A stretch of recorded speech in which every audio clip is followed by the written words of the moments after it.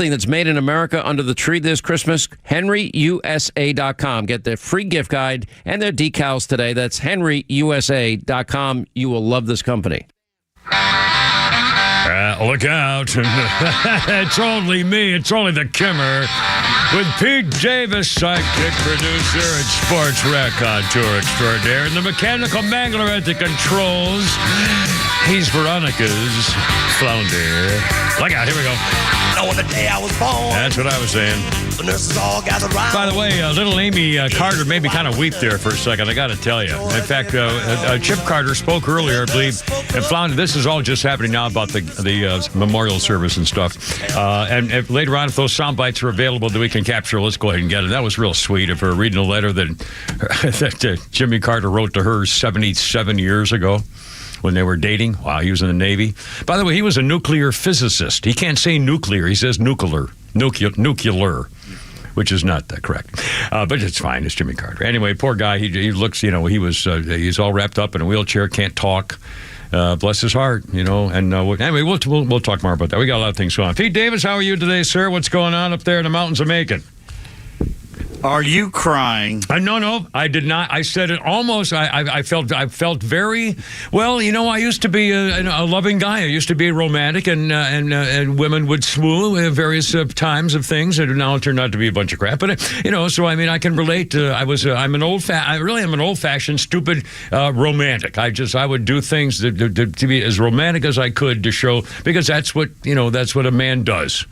Sorry, when you're born when I was. Anyway. So I was not weeping, but I could have. I mean, it was very sweet, and these days, trust me, I'll take all the sweetest I can get. Aside from Christine singing to me in my car. What's sad is I just went on Twitter and put in Rosalyn Carter to see if anything that came up, and what's coming up is there's Hamas protesters outside his funeral. Oh my, her funeral. Are you serious? Nope, dead serious. Oh, what are they protesting? They're screaming and yelling. Oh my God! Outside the memorial service for the for a former first lady. What possible link is that? What did Jimmy Carter tried to make peace with Israel and Hamas? Didn't Jimmy Carter was the guy who had the peace thing over there in Camp David? For God's sakes, didn't he get a peace prize for that? Yeah, I think he did. Holy smokes. He brought them together. Menachem Begin, I'm trying to remember, was it 40, 50 years ago? God. Was it 76, 78, somewhere in there, right? Holy crap. And Sadat. Yeah. Oh, my God. Mow him down. Run the freaking bastard. You know what? We need to get back. What the hell's the name of the motorcycle group? I'm still officially a member of it. I used to go to funeral. Red Dog. No. The motorcycle group. Hell's Angels? No. The ones that those scumbag Baptist preacher church from Kansas would show up at military funerals and call them fags and fairies and homos. And the motorcycle Sons group. of Anarchy. No. It's a patriotic motorcycle. Patriot Guard. And we get on our motorcycles, wear long sleeve white shirts, and we would show up by dozens or hundreds, whatever, and make sure that no protesters would be going to military funerals. And if they showed up, we'd mow them the freak down. And how in the world could anybody stand? Oh, my God. I hope now. I haven't seen a live shot. I can't believe there's no live shot on Fox News, if that's true. And by the way, there must be people hanging around outside the church. It's at Emory University. Let's see. The first lady's at Emory University. And you'd think there'd be an awful lot of people who would say, maybe, gee, that's wrong. How about some counter-protesters? Oh, my God. How about some cop hauling them away, disturbing the peace? Cameron, you reap what you sow. Who has allowed this generation to do this? Democrats. That's unbelievable. They turn on their own again. Why would a Democrat vote for people who would show up at that? And by the way, every person showing up to protest at Rosalyn Carter, as though that has anything to do with anything. The woman died, and she had nothing to do with peace talks and whatever. Every one of those people showing up there to protest and showing that disrespect is a Democrat. There's not one Trump supporter in that whole group. Everybody who's causing all these problems is not a conservative. You put these people in power by voting for their supporters who are Democrats. Remember, Democrats are the one who got all the people out on bail when they burned down the country for 3 years. Vice President side piece, the shiftless, lazy vice president. Let's get bail for those people so they have to be in jail after burning down warehouses and car lots. Oh, my God. Where are the state police? Just mow them the freak down. Run in your cars. Hood ornaments. Oh, this is bullcrap. I mean, this is nonsense. And by the way, this is a Democrat we're talking about. Jimmy Carter and all the Democrats are there. And so, it doesn't make any difference. This had nothing to do with politics. This is supporting slaughter. Oh, this is outrageous. Oh, my God. I was in such a great mood thinking about Amy Carter's sweet comments, reading a love letter from daddy to mommy 77 years ago. And all of a sudden now these freaking protests. I can't believe there's no live shot showing it right now. They're talking about hostages being released now underway, which is good, fine. But, anyway, God, well, we'll talk. We got more to talk about that. 308, we'll move on to, I mentioned a couple things that'll be coming up here. Oh, also, this story about Deadspin. And Pete knows more about this than I do, and Flounder, I'm sure, probably has more because he's more of the generation about this kind of crap. The social media and the Deadspin and all this kind of stuff. What they've done now is try to make blackface and a little boy the object of scorn and hate, and there's reaction to it, and it's just this blatant lie. It's unbelievable. I mean, it's deliberate and horrible, and Pete knew it immediately when Flounder texted the story to us this morning. Pete says, "Oh, that black guy's a idiot, racist, hater stuff." So anyway, we know what was coming, but still, it's really appalling. And speaking of appalling, it turns out now that Sports Illustrated denies they had anything to do with it, but clearly AI has been generating stories, fake news, fake people, and fake bios and fake information in Sports Illustrated by AI. And now the AI company doing it say, "Oh, no, those are people. We just change our names and do other stuff." Yeah, right. You dirty, stinking lie. I mean, it's just unbelievable. Hunter Biden's going to testify, but he demands to be testifying in public, not behind closed doors. Well, he doesn't get that right to choose that. The subpoena says closed doors. That's what it's going to be. Then if he wants to testify publicly later. And by the way, I hope he does, because they're going to nail him. They're going to say, where'd the money go? I mean, they're going to follow the money, aren't they? And Bobulinski. Anyway, we'll talk more about that too. Also, Robert De Niro. What a little scumbag. He's just a little teeny midget, little scuzzbag. I'd like to slap his face. If I ever meet him, I can say, "Call the cops, because we're going to have a problem, because I'm going to slap you in the face. I'm telling you I'm going to do it, and I'm going to do it. And then you do whatever you want afterwards. And I'll be very, very happy to go in the little plastic bracelets that sit in the back of a police car until they bail me out for a misdemeanor assault." Honest to God, he deserves to just slap his face. I'm not saying you should slap it. I'm not calling for anybody else to slap his face. I'm calling on me to slap his face. So don't be pulling this about, we got to get him off the air because he's calling for violence against Adidas. Yeah, kiss my ass. How about that? Oh, in fact, I'll do one thing before I have to break. Man, I'm wound up here all of a sudden. Flounder, I wish you hadn't told me about that. The Arabs protesting out for the support of Hamas and murderers. Let's see, a couple of two things about the that's going on right now at the memorial service at Emory University at the chapel. Let's see, one social media on X or Twitter just now said, Melania Trump is standing next to Michelle Obama at Rosalyn Carter's funeral. Melania is reported to be 5 feet 11 inches tall in her stocking feet. Michelle is reported to be the same height. Pretty sure Michelle is easily a head taller than Melania. That's a big dude. That was the one thing. And now we knew this was going to happen. That's a big dude. We knew this was going to happen. The liberals are all over this. So you can see it on your own. I'm not going to read them all. There's just one quickie here. No respect to Mrs. Rosalyn Carter, but get that grifting racist birther, Melania Trump, away from my forever FLOTUS, Michelle Obama. This is supposed to be a beautiful celebration of life. Melania should not expect such a send-off. They're just all over the place because Melania Trump showed up to pay her respects. This is typical. How could anybody else except these people turn a respectful showing, even though, let's remember, Michelle Obama, Mike Obama sitting next to Melania, Michelle Obama did one of the rudest, most insensitive, slimy, backhanded, racist, disgusting events to ever happen at the White House when they changed ceremonies between presidential administrations, when she mocked the gift that Melania gave her and made fun of her and all. I mean, it's unbelievable the trashy scumbag that woman is. I mean, she's just a punk. She's a slime bag and a divider and a hater and a racist. And of course, the liberals are going nuts. It's typical. That's what the liberals do. Melania Trump shows up, probably one of the sweetest, most meek first ladies we've ever had.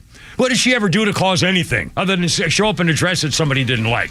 I mean, it's nonsense. So the Democrats, she shows up from the other party, and the president running for re-election, in fact, all the scandal stuff, and she shows up to pay her respects, and they attack her. Typical. Nice going, Democrats. Yeah, keep your power, why don't you? See where this country's going now? Who do you think we can blame for that? God, why am I yelling, man? Let's do it. You can do a comedy bit coming up, Flounder. Save me from this way, because I'm ready to take a freaking hostage. 313 with the Kimmer, Pete, and Flounder. You lay off the coffee. I'm sorry. So sorry.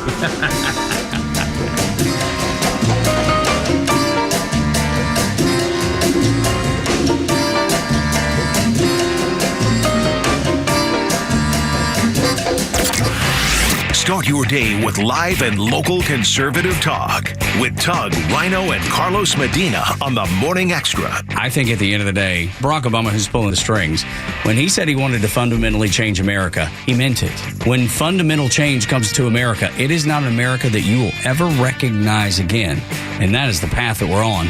That is a scary path, and that's why we got to get somebody else in the White House, whether it's Trump or a DeSantis or someone that can be strong and lead this, probably not lead this country. I mean, let's be honest. Probably not.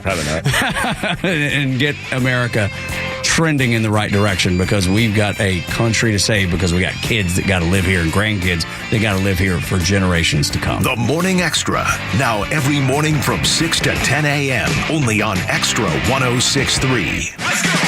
As the longest continually operating franchise in Major League Baseball, the Atlanta Braves have plenty of history to share with fans. Tours of Truist Park are offered year-round and take guests behind the scenes to areas normally off-limits during games. With artifacts and exhibits distributed throughout the ballpark, it is a definite must for any Braves or baseball fan. Visit Braves.com/tours to purchase your ticket today. And along with exclusive tours around the ballpark, you can also host a private event at Truist Park. Corporate meetings, trade shows, team building events, birthdays, rehearsal dinners, you name it, Truist Park can host it. Their dedicated staff is sure to bring your vision to life. Whether you're looking for a large space or something more intimate for your next event, there's a venue to accommodate your needs. Visit Braves.com/events for more details. Atlanta Braves Baseball for the A.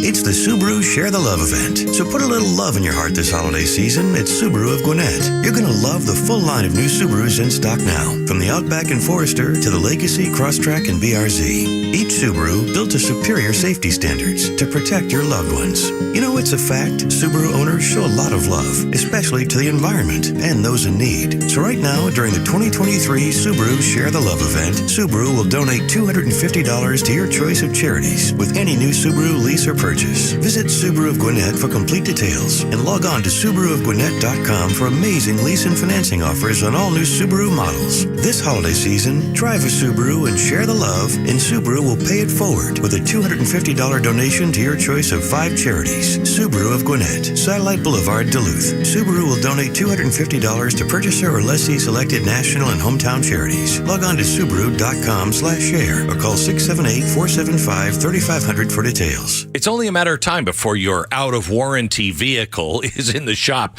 costing you thousands. Hey, it's Glenn. If unexpected breakdowns happen, are you going to be ready? You can be with a plan through CarShield. CarShield offers protection plans to fit every budget. Call CarShield right now. Save 20% on your plan. You'll always be prepared. It's 800-227-6100. CarShield.com/Beck. 800-227-6100. 800-227-6100 and save 20%. Autumn is here, and as the days start to grow shorter and get colder, the leaves will start to fall. This means your gutters will start to fill quicker than you can keep up with. Chuck here, and this doesn't have to be you this fall. With AquaGuard Gutter Solutions, your gutters will be easy to maintain so you can cross the chore cleaning your gutters off the to-do list. No more clogging, no more climbing on ladders or move debris. That doesn't have to be you. Get your free gutter inspection and estimate today. It's easy. Go online, aquaguard.net. Again, online, aquaguard.net. AquaGuard. Thursday night, Extra 106.3 brings you Atlanta's exclusive coverage of the great red versus blue state debate between Florida Governor Ron DeSantis and California Governor Gavin Newsom. Hosted by moderator Sean Hannity. Our exclusive coverage hits the air at 9 p.m. live on Extra 106.3 and streaming live on the Extra 106.3 app.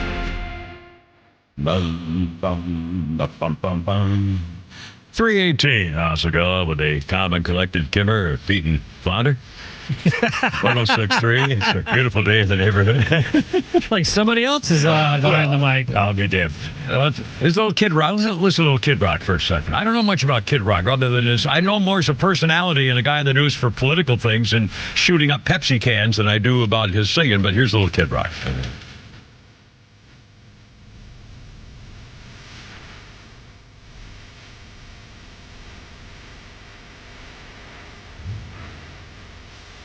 Kid Rock, to this day in 2006, got divorce papers from Pamela Anderson 4 months after they got married. I can only imagine what the problem was. She confirmed, she was 39 at the time, she confirmed she had split from Kid Rock after 4 months.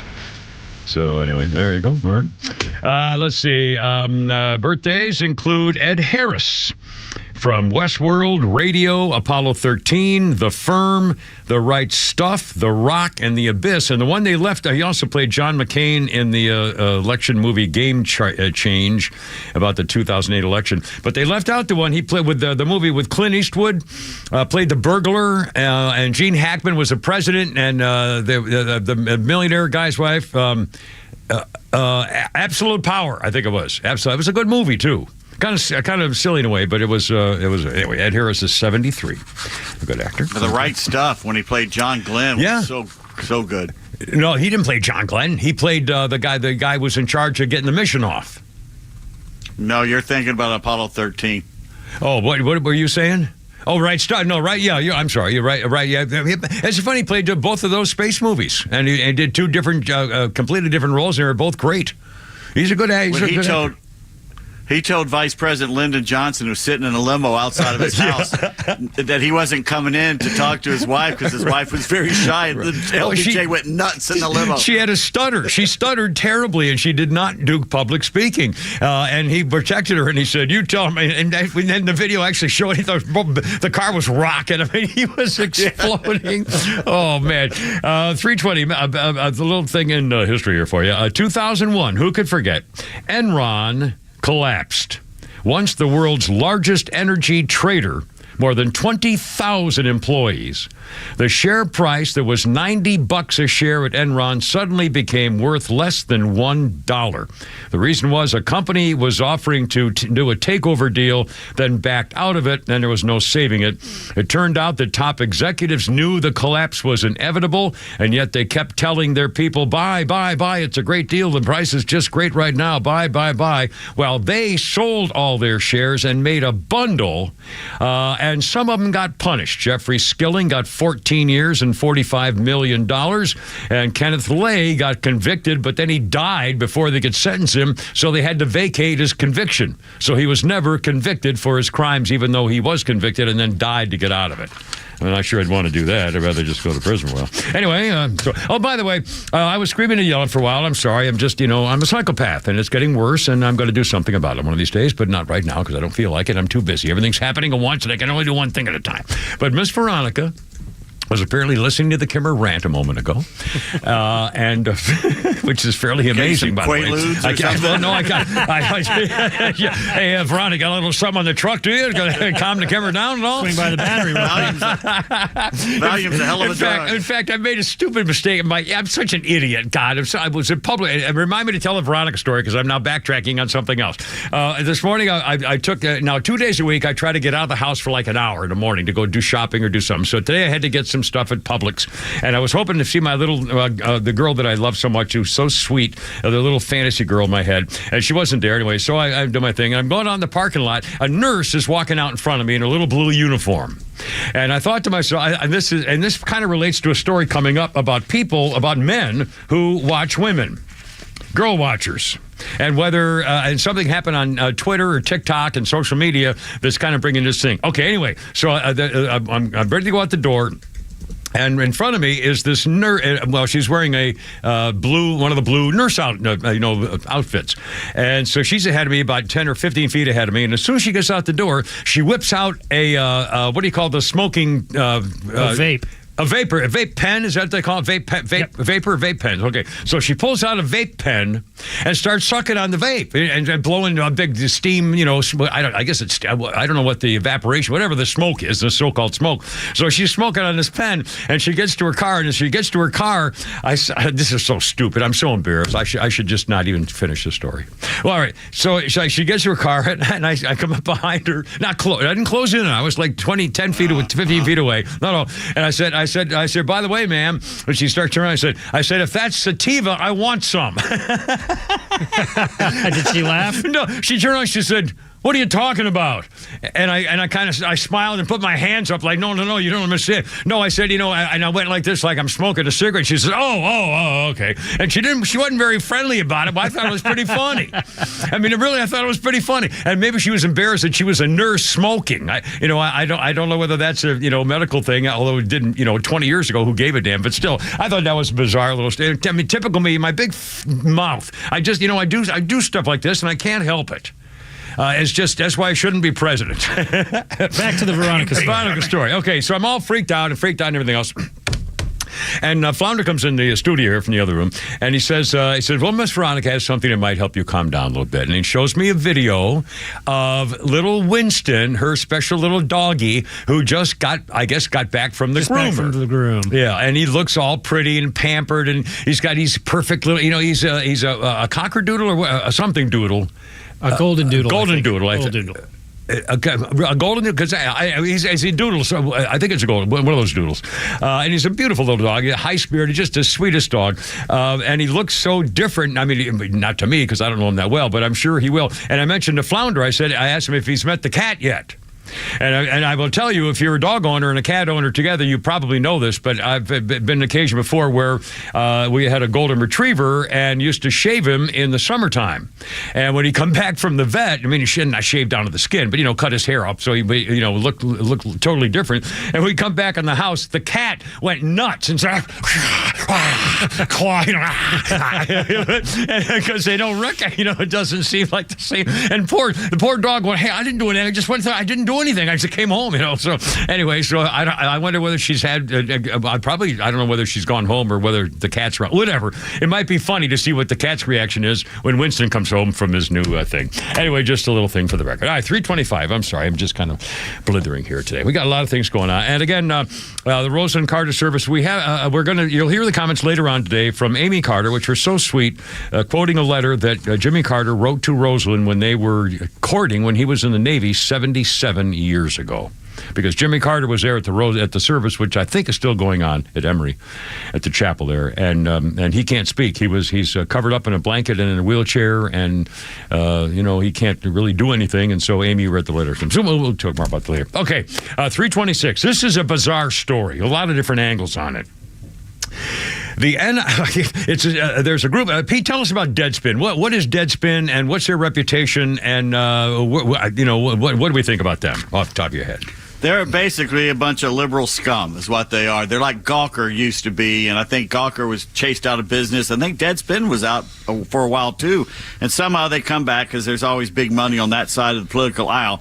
And they basically make every story into something political. And this guy, this black sports writer named Karan Phillips, is a known race baiter. When that Teresa Thompson story broke a week or two ago that she had made up her sideline reports, of course, he turned it into a racial thing. So this is only something a white person could get away with. Well, so, have you seen the shoplifting videos lately? But anyway, right. And so everything Deadspin does is viewed through politics, leftist politics, and race. This guy is a hack, and he's done it again, and he's attacked a 5-year-old boy. Well, the picture that went around was a story of the Kansas City Chiefs football game, and the little boy has half his face painted red and half his face painted black. The picture that apparently made it around only showed the black part of his face. CBS showed that. Yeah, here's the story from Deadspin. Now, is Deadspin mostly a sports-related commentary thing or any issue? I don't really know. I think it's sports and entertainment for the most part, but I've seen mostly sports on it. Yeah. Anyway, here's what the story, I won't read the whole thing, but basically, here's what this black writer says. It takes a lot to disrespect two groups of people at once. But in Las Vegas, a Kansas City Chiefs fan found a way to hate black people and the Native Americans at the same time. It was as if John Gruden's emails had come to life. The image of a Chiefs fan in blackface wearing a native headdress during a road game leads to so many unanswered questions. Why did the camera person give this fan the attention? Why did the producer allow the camera angle to be aired at all? Is that fan a kid, teenager, or a young adult? Despite their age, who taught that... I love this. Who taught that person that what they were wearing was appropriate? The answers to all those questions lead back to the NFL. While it isn't the league's responsibility to stop racism and hate from being taught in the home, they are a league that has relentlessly participated in prejudice. If the NFL had outlawed the chop at Chiefs games and been more aggressive in changing the team's name, then we wouldn't be here. There's no place for a franchise to be called the Chiefs in a league that's already eradicated Redskins. However, the ultimate insult from the league can be seen during each game as end racism and racism and the phrase "it takes all of us" are sketched in the end zones. He writes, "Do you know how big your balls have to be to say that racism should be ended when you have a racist past like the NFL? Holy moly!" Well, now. That was the Deadspin. Here's now reaction from what's his name here? Who's this reaction from? I can't remember. It's the headline is Deadspin writer smears innocent child. Sports news site Deadspin smeared an innocent child who attended the Kansas City game by posting a deceptive photo of only one side of his face. The little boy, who looks to be about 10 years old, attended a Kansas City Chiefs game with the team's colors, black and red, painted on his face. Deadspin writer Karen Phillips went after the innocent child and accused him of hating black people and Native Americans at the same time. I got some phone reaction here. We're not. I forgot who made that reaction. It was. It doesn't really matter, I guess. But here, hold on a second. Deadspin. Here we go. Deadspin. Some reaction, and then the writer's reaction, doubling down on the reaction against him. Deadspin shamelessly went after a child for wearing blackface at a game, but they only told half the story. Turns out the other half was painted red, the Chiefs team colors. This kid is about to be rich from a defamation lawsuit. Go woke, go broke. Another. Congratulations to Karan Phillips, racist dumbasses who pulled Nicholas Sandman because they just were desperate for viewers and clicks. Imagine how desperate you malefactors or melon farmers have to be that kids are not off limits. I wish the parents of this kid would take your asses to court and take every penny you got. Another. Why do liberals hate children so much? Covington Boys Part 2. Wow, they said this kid was wearing blackface and used a photo of just one side of his face. These are the types of articles where public should be holding this writer, their editor, and their company accountable. Another. Pathetic journalism. I hope the parents sue. Deadspin might just go dead broke. And now here's the reaction from the guy reacting to the reaction, to Karan Phillips. This is calling us idiots for standing up for a young child and doubling down on his baseless accusations against the young child he's accusing of wearing blackface. And Karan Phillips writes, "For the idiots in my mentions who are treating this as some harmless act because the other side of his face was painted red, I could make the argument that it makes it even worse. Y'all are the ones who hate Mexicans but wear sombreros on Cinco." Oh, you little punk. I mean, oh my God. I mean, again, this is all over the world, incidentally. And so everybody who follows these people on Deadspin and so forth are all thinking the same thing. I mean, this is out there. And again, when most people 18 to 29 get their news off TikTok, yep, here we are. I quit using Deadspin a couple years ago because a lot of the stuff they put out there simply is not true. Yeah, I mean, I don't know what happened. They just, it's all for clicks and ads. I don't know. But it's really awful pathetic. All right, hold on. We got all kinds of stuff. And plus AI and Black Lives Matter. One of their key guys is now a Trump supporter. Standing by, you'll hear the words 332 with a Kimmer, Pete, and Flounder. Look out.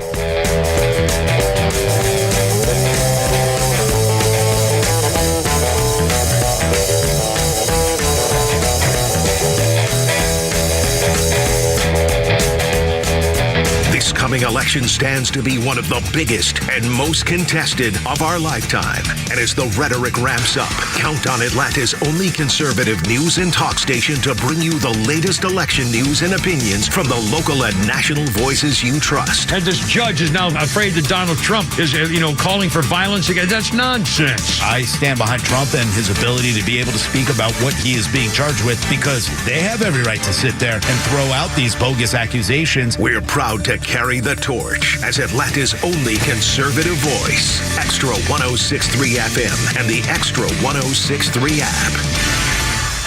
Join A Second Chance Bail Bond CEO Daniel Madelon and host Tug Coward for a new weekly radio show, Back Your Blue. They will highlight special initiatives, criminal justice programs, and community events aimed at keeping our communities safer. Tune in Saturdays at 11 a.m. to learn some good news about and from the law enforcement and justice communities. This week's guests are Jeff Wood and Zachary Hyatt from the Cobb County Neighborhood Safety Commission. Tune in on Saturday or find it online at thepodcastpark.com. No one plans on going to jail, but when it happens, it's important that you know who to call. Call A Second Chance Bail Bonds, where we believe everyone deserves a second chance. Whether your loved one's been arrested in Cherokee, Clayton, or any of the other metro Atlanta counties in between, A Second Chance Bail Bonds works fast to help expedite release within hours. A Second Chance. It's better to know us and not need us than need us and not know us. Call A Second Chance 24/7 at 770-627-3235 or online at atlbail.com. Step into the great outdoors with Realtree, Georgia's very own outdoor company. Hi, I'm Bill Jordan, and I'm here to tell you about the incredible experiences that await you and your loved ones. At Realtree, we've dedicated ourselves to creating quality products and experiences that enhance your outdoor lifestyle. Whether you're an experienced hunter or a novice angler, Realtree has everything you need to make your outdoor adventures a success. Visit Realtree.com to discover a world of possibilities. Realtree, family, friends, and the outdoors. With the holidays upon us, the increase in traveling, shopping, and connecting online also heightens the need to protect your identity and finances with LifeLock. Identity thieves see this time of year as an opportunity to drain your accounts, open new loans in your name, and damage your financial future. LifeLock detects and alerts you to the threats you might miss on your own. Don't let the busy holiday season catch you off guard. Save up to 25% off your first year with promo code CLAY. LifeLock.com, promo code CLAY. Surely you've heard of it, but have you tried playing pickleball yet? At Ace Pickleball Club, headquartered in Roswell, they deliver the optimal playing experience for pickleball players of all ages and skill levels, from beginners to pros. Ace Pickleball Club serves up premium indoor courts with the latest on-court technology, and they're growing rapidly, with nearly 100 more franchise locations in development. Ace Pickleball Club is offering new franchise locations in all 50 states. To learn more about opening your own pickleball franchise, please visit acepickleballclubfranchise.com. For the latest coverage of Israel at war, keep it right here on Extra 106.3 for Fox News updates at the top of every hour and the conservative voices you trust bringing you the latest. Immediately, the Hamas goons took advantage of the situation and blamed it on Israel, and a good rancid hunk of the American media was eager to accept that explanation. And stream our coverage anytime on the Extra 106.3 app. Here we go. Stand by. It's only me. It's only the Kimmer with Pete Davis and Flounder 336 on 106.3 with Metallica. And it was on this day in 2004. Metallica played the last show of their 137-date Madly in Anger and the World tour at the HP Pavilion in San Jose, California. It became the fourth largest grossing tour of 2004. Oh, my God. They made $60,500,000. $60 million. Wow. Well, they generated 60 million. They didn't see all 60 million. Yeah, but and still, how much do roadies get? If you're a roadie on a band where you travel with a band and set up all this stuff, do those guys get a lot of money, or is that like 50 grand, 40 grand, and you're gone 80, 90,000% of the time? I have no idea. I actually kind of half dated a roadie girl once.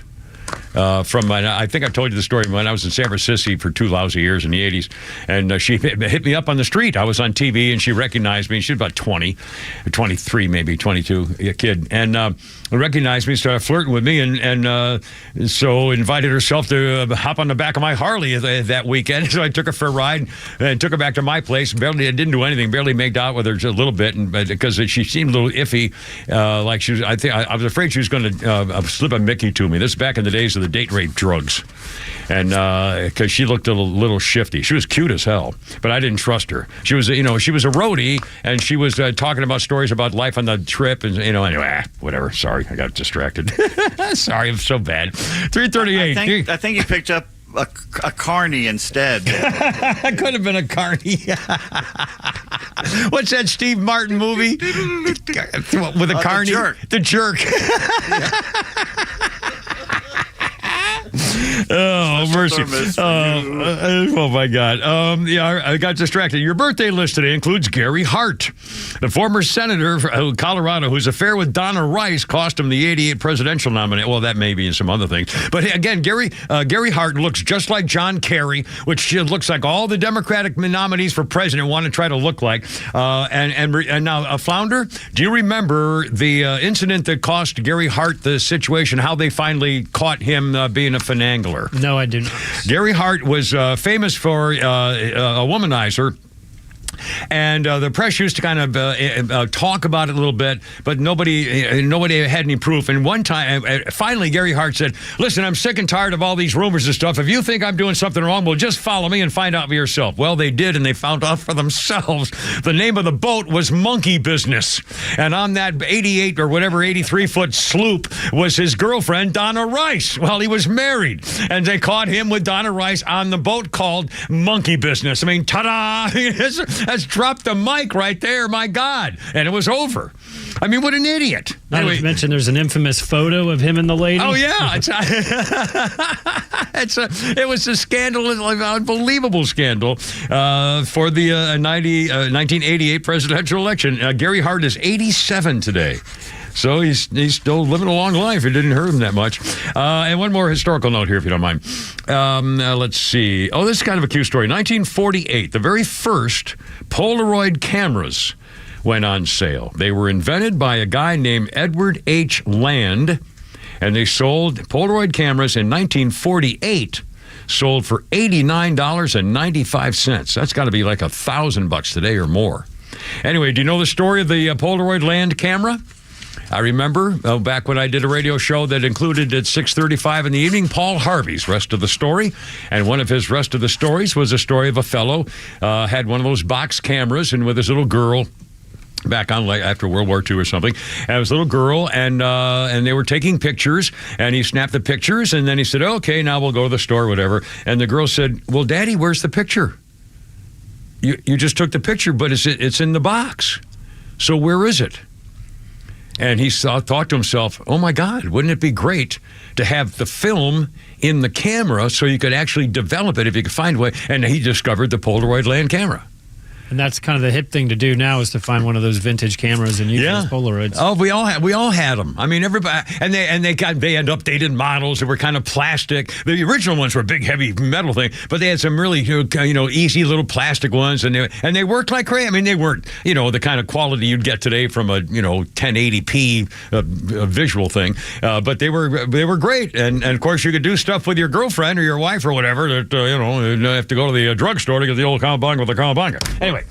Who was the local Atlanta group, the two guys who had that huge hit where they said, shake it like a Polaroid picture? Oh, God. What's their name? They're not together anymore. It's Andre 3000, and Oh, Outcast. Outcast. Yeah. Okay, that song, yeah. Hey, yeah, right? Or something like that. Hey, yeah. Hey, yeah. We're both right. It's incredible, ladies and gentlemen. This is the most white 1 minute that we have ever done. Well, we don't know nothing about no black people. Black singers, what are you talking about? Nat King Cole, that's all I know. Oh my God, we're so Caucasian. Oh, by the way, I just remember I was listening this morning. I think it was this morning. Might have been yesterday. Might have been yesterday morning. We were talking about Winston came home from his grooming thing. Yes. And I was listening. I think it was yesterday morning, and I believe it was Tug was mentioning on the morning show, the AM Anal Crew was mentioning that with the Rhino was mentioning that he had just gotten his dog. Or no, he got a call from the dog groomer. And his dog has had dog grooming forever. The dog has been to the groomers a million times, so the dog is used to going to a groomer. But he got a call from the dog groomer and said, "You got to come and get your dog. He just bit one of our employees." And he goes, "Whoa, what are you talking about?" She said, "Well, he bit somebody. You got to get." In fact, they called the county pound and reported they have a vicious biting dog at the dog groomer. I think Tug's dog Cash is one of those small.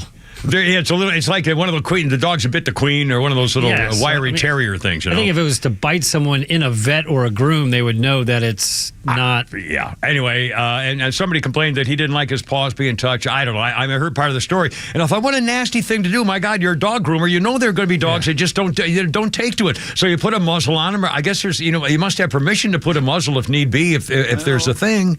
They have doggy downers, don't they? Well, I don't know. I mean, they do have doggy like Xanax, because I know dogs and cats sometimes get scared of thunder and lightning. Yeah, absolutely. We had a German Shepherd, Heidi the German Shepherd, Rin Tin Tin's great-granddaughter, was scared to death of lightning, of thunder.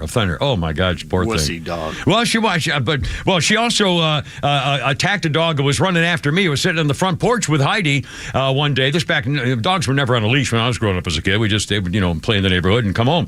Anyway, so we're sitting on the porch with Heidi, no leash or anything, sitting there, and a strange dog came racing up at me, and Heidi went boom, like that, and that was a ball game. So anyway, okie dokie. So now, actual stories here.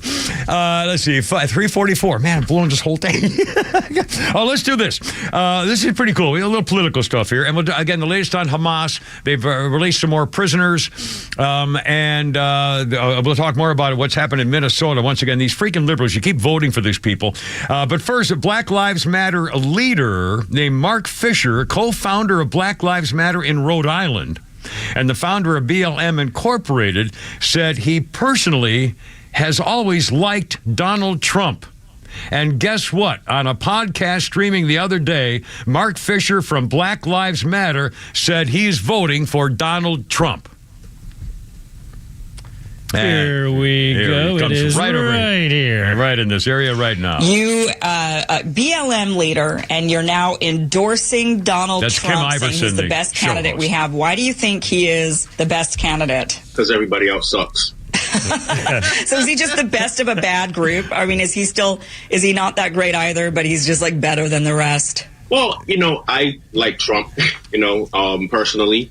I think right now who we have sitting in the Oval Office is just a deep disappointment. I deeply have disdain for him, and I really dislike the vice president as well. What is it that why do you not like them versus like Donald Trump? I would imagine you're alone in this. Do you feel alone in this viewpoint in the world that you're in, being in the BLM movement? No, I feel like a lot of black people are starting to pivot off of that Democratic plantation for so long. We've been slaves to that party.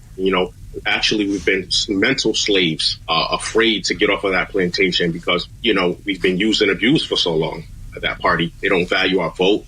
Their policies are basically racist policies. And I believe it's a racist party that strikes at the heart of the black family and the nuclear family in general. And I believe Donald Trump he's the opposite. He's going to tell you how it is. He's going to give it to you straight. He's not going to be a hypocrite, stab you in the back like the Democratic Party loves to do.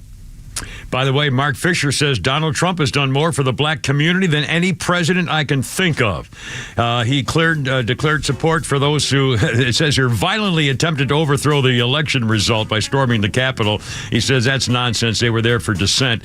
He's a former minister And he says abortions are, introduced abortion. The Democrats introduced abortion, different unnatural policies that go against the laws of nature and procreation. And he's voting for Donald Trump. Black Lives Matter founder Mark Fisher. 346 with the Kimmer, Pete, and Flounder on 106.3. Look at it.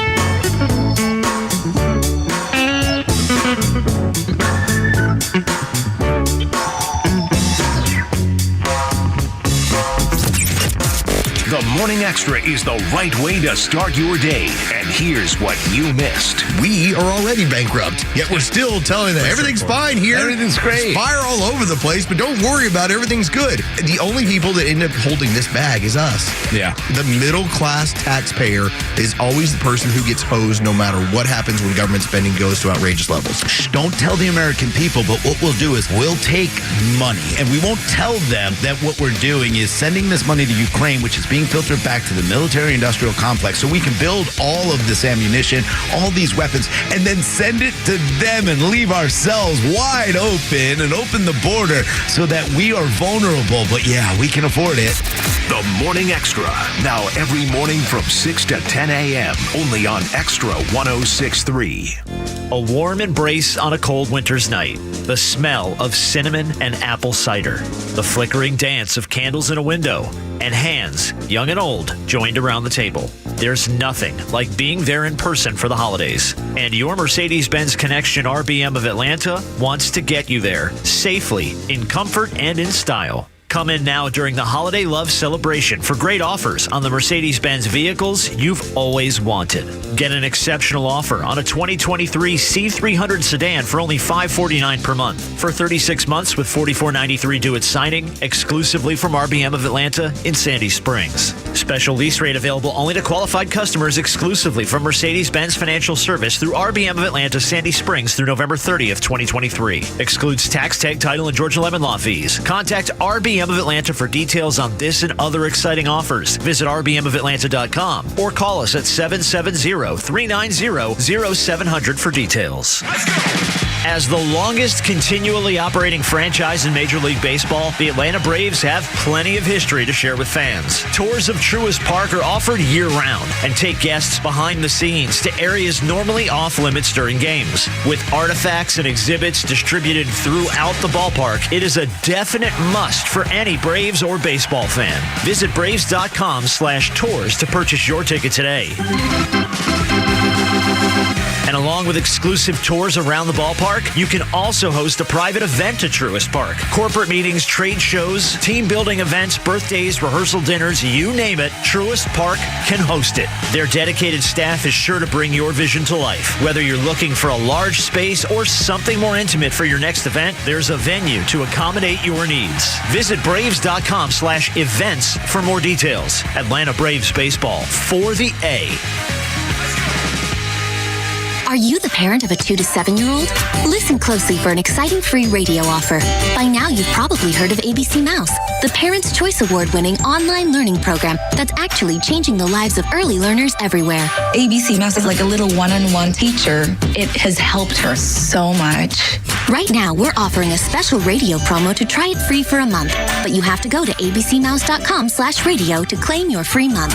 That's abcmouse.com/radio. Sponsored by Age of Learning. If you have been to Chuckingham Palace, you know that we now have gorgeous double front doors. Well, Dan Watkins, the guy that put that door in, told me some interesting things about it at dinner. Atlanta has a weird market for front doors. For 40 years, builders have been installing odd-sized side lights as part of the front door, which is a huge problem now that people realize how much better their home looks with modern and beautiful double doors. Most companies will tell you the double door installation can't be done. It can be done, and we're the company to do it, no matter how odd the opening is. Let all Four Seasons Garage and Entry Doors be the ones to tell you yes.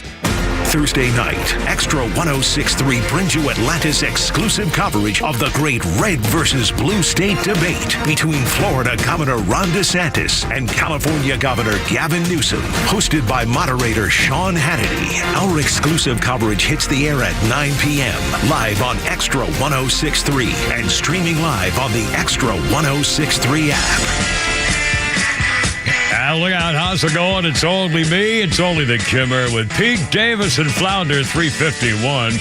And David Bowie joins us on this day in 2000. David Bowie was crowned the musician's musician. David Bowie beat the Beatles and Radiohead in a survey by the NME, I don't know what that is, that asked hundreds of top rock and pop stars to name their biggest musical influence. Pop stars saying, who's your biggest influence? And David Bowie came out number one, beat the Beatles. New Musical Express. Aha! Is that a British? They're a British music firm of some excellent. sort. Outstanding. Well, good. That's fantastic. And again, it's just a generational thing. I don't think I've ever heard a David Bowie song, and it's entirely on the radio. If he's playing, I'll listen to a couple of them for a while, and then I'll just anyways, it's kind of funny. What a major guy. Quick birthday list: Barry Gordy Jr., 94 years old today. He's the founder of Motown. Motown founder, Barry Gordy Jr. We're keeping in touch with the... Motown? Don't be so white. I'm sorry, is that Motown? Again, not being, Motown. Took you guys a minute to say something, by the way. I'm freaking dangling over here, and on this... you bastards. And on this day in history, 1990, which, by the way, was 3 years ago. Which is outrageous. 1990, a court dismissed an assault case against Axl Rose after the DA's office decided not to prosecute for lack of evidence. Axl Rose's neighbor claimed that he smashed her over the head with a wine bottle. And I guess she didn't want to go through with it after all. Anyway, coming up a little bit latest on the Hamas thing, and now they're doing some national news on the fans' little face paint, which, by the way, Babylon Bee is doing some satire on this little thing, too, about the little kid with a face. Anyway, and we will also talk about how staring at a girl in the right way can be very, very effective. But first, Pete Davis has a story of some kind, I hear. I stopped by Walmart on the way home last night. It was kind of late. Uh-huh. And usually it's a pleasant experience. Yeah. But last night I had, I'm not kidding you, the slowest, rudest, and nastiest cashier I have ever had in my entire life. At Walmart? At Walmart. And I'm telling you right now, I am done using the self-checkout. Oh, my God.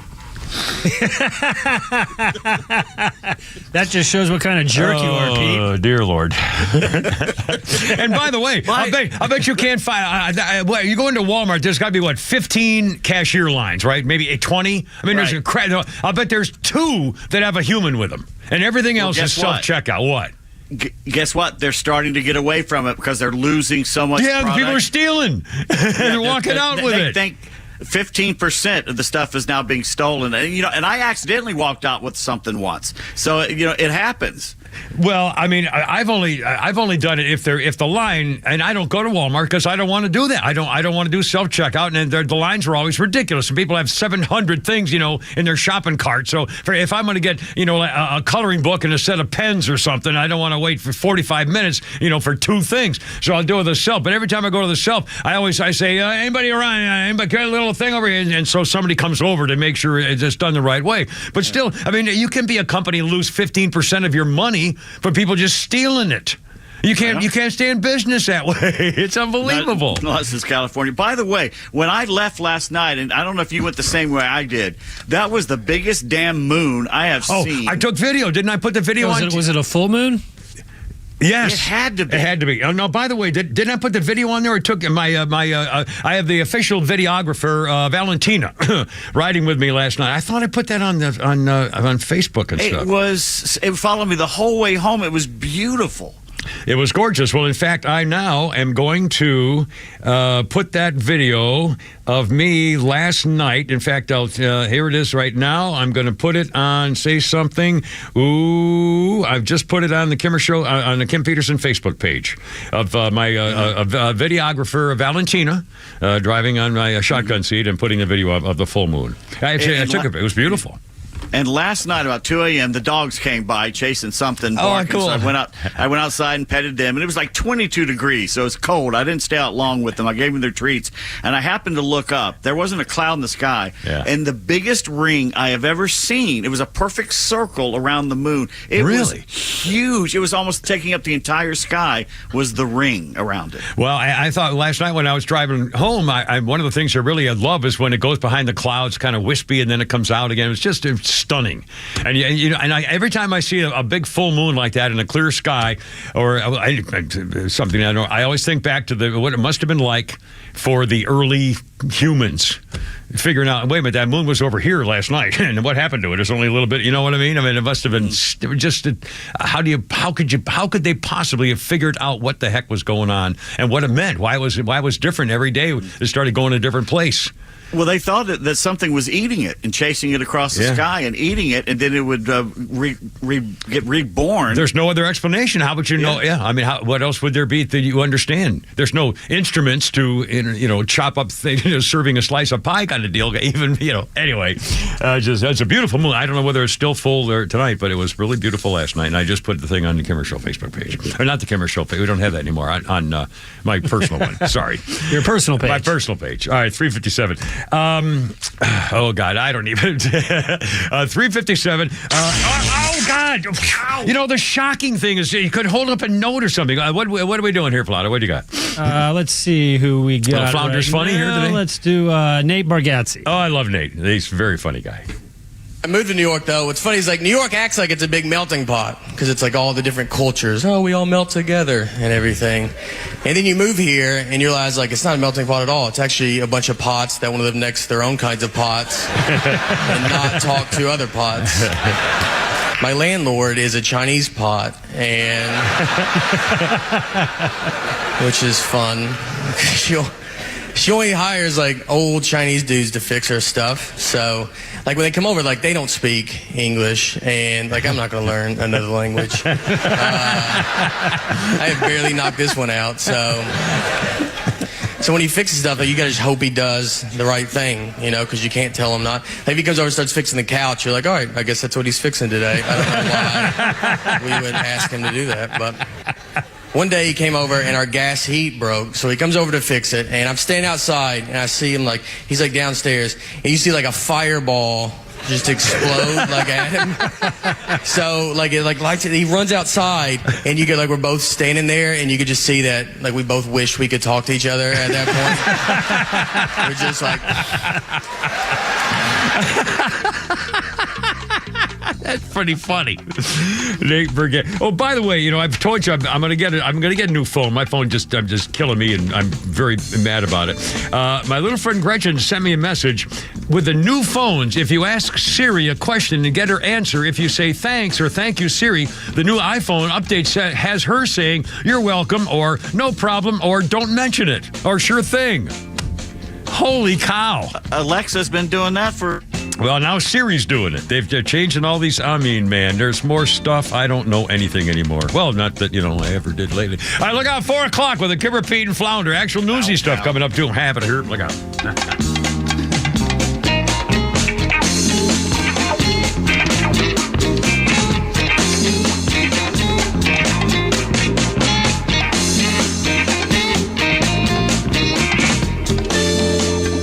WFOM and W292EV Marietta, a Dickey Broadcasting Station.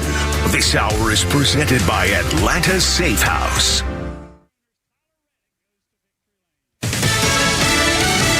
A second sentence for a convicted killer. I'm Lisa Brady, Fox News. Former attorney Alec Murdaugh, who's serving life for killing his wife and son in South Carolina, just sentenced again to 27 years in prison after pleading guilty to financial crimes against clients, some giving victim impact statements. Jordan James broke down in tears and said he felt so betrayed as he had felt close to Murdaugh. The money you stole from me, you could have asked me for it and I would have gave it to you if that's how I felt about you and your family.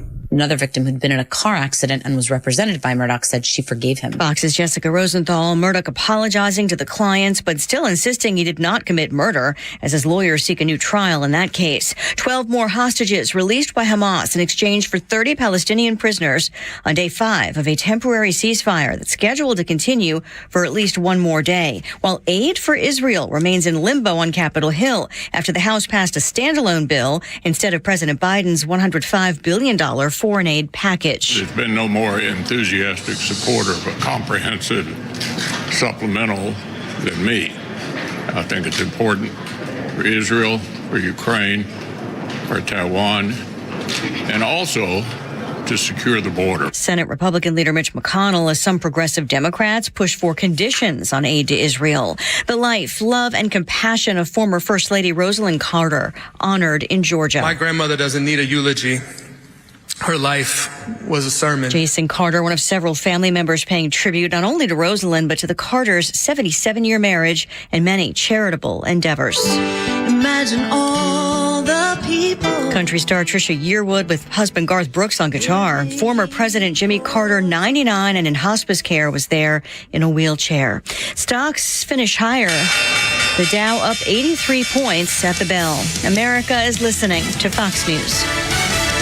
All right, Christmas will be here before we know it. If you're looking for a really special gift, I encourage you to check out the firearms made right here in America by our great friends at Henry Repeating Arms. Now, you start by going to their website, henryusa.com, order their free holiday gift guide, and they'll mail it with free decals that you can use for stocking stuffers. Perfect timing. Folks, when you give someone a Henry, you're giving them a work of art that is built with the finest craftsmanship I've ever seen as a collector.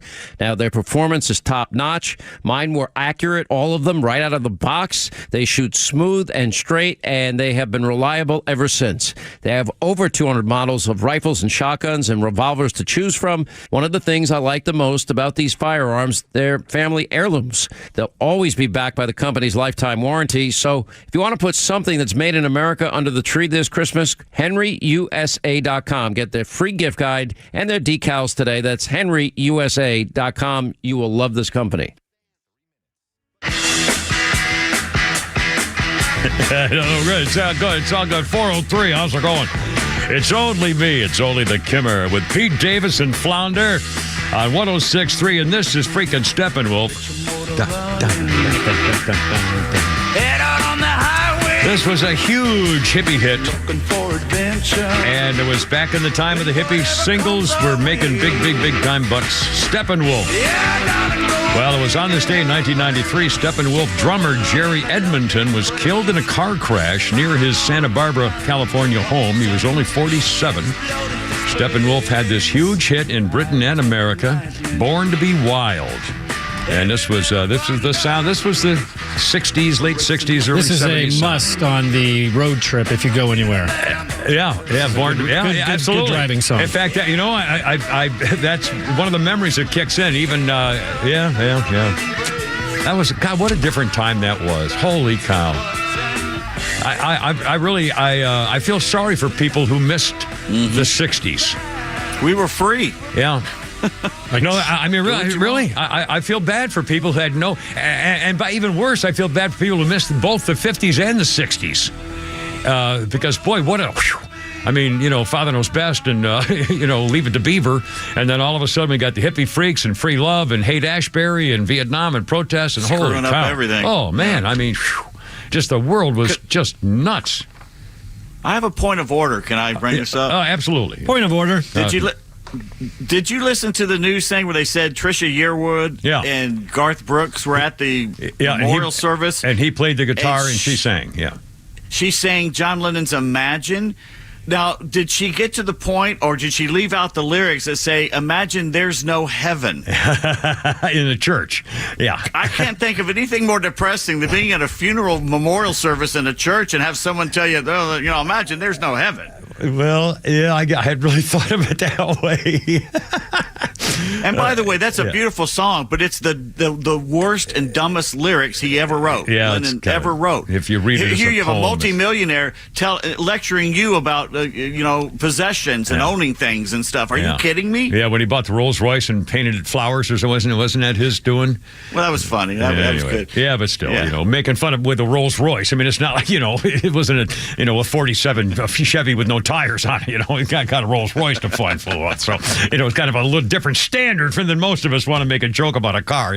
Anyway, by the way, we're going to play something from that memorial service here in just a moment. First of all, back to I haven't done my birthday in my history list, guys. So I just birthdays include Jon Stewart, who is 61 years old today. And I remember back, he started that funny hip late night satire live show, and people took it off from there. But he was really something for a while there. And he's go ahead.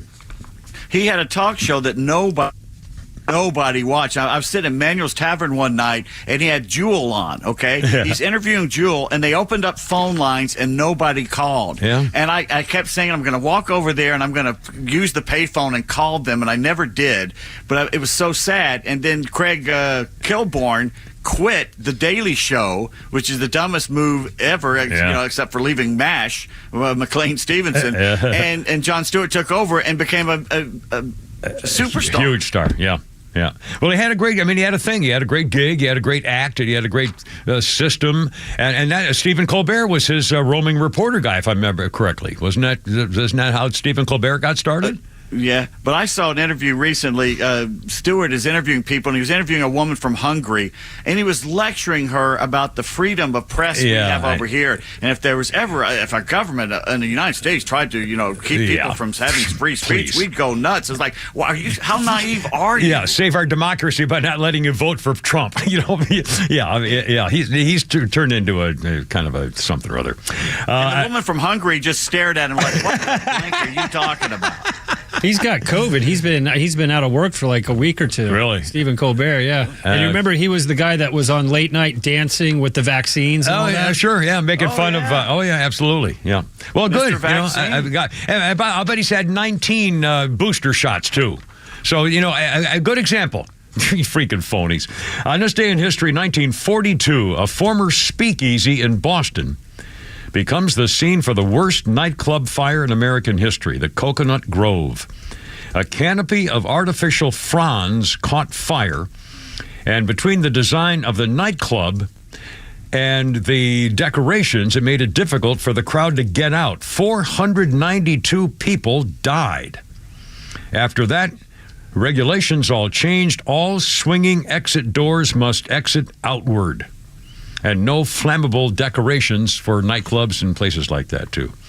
So that's why the doors have to go out. And people couldn't get out. 492 people died in the nightclub fire, Coconut Grove. Wow, 408 with the Kimmer, Pete, and Flounder. The Rosalyn Carter Memorial Service at Emory University. You heard on the news a minute ago, one of the, I think it was... I think it wasn't Chip. I think it was maybe James. I don't know. Somebody spoke a minute ago. Honoring Chip did the eulogy. Chip did the eulogy, and they had another comment earlier from one of the other Carters. I think it was Jeff, perhaps. But earlier today, we heard about an hour ago, and let's play it for you again now. I thought this was so sweet.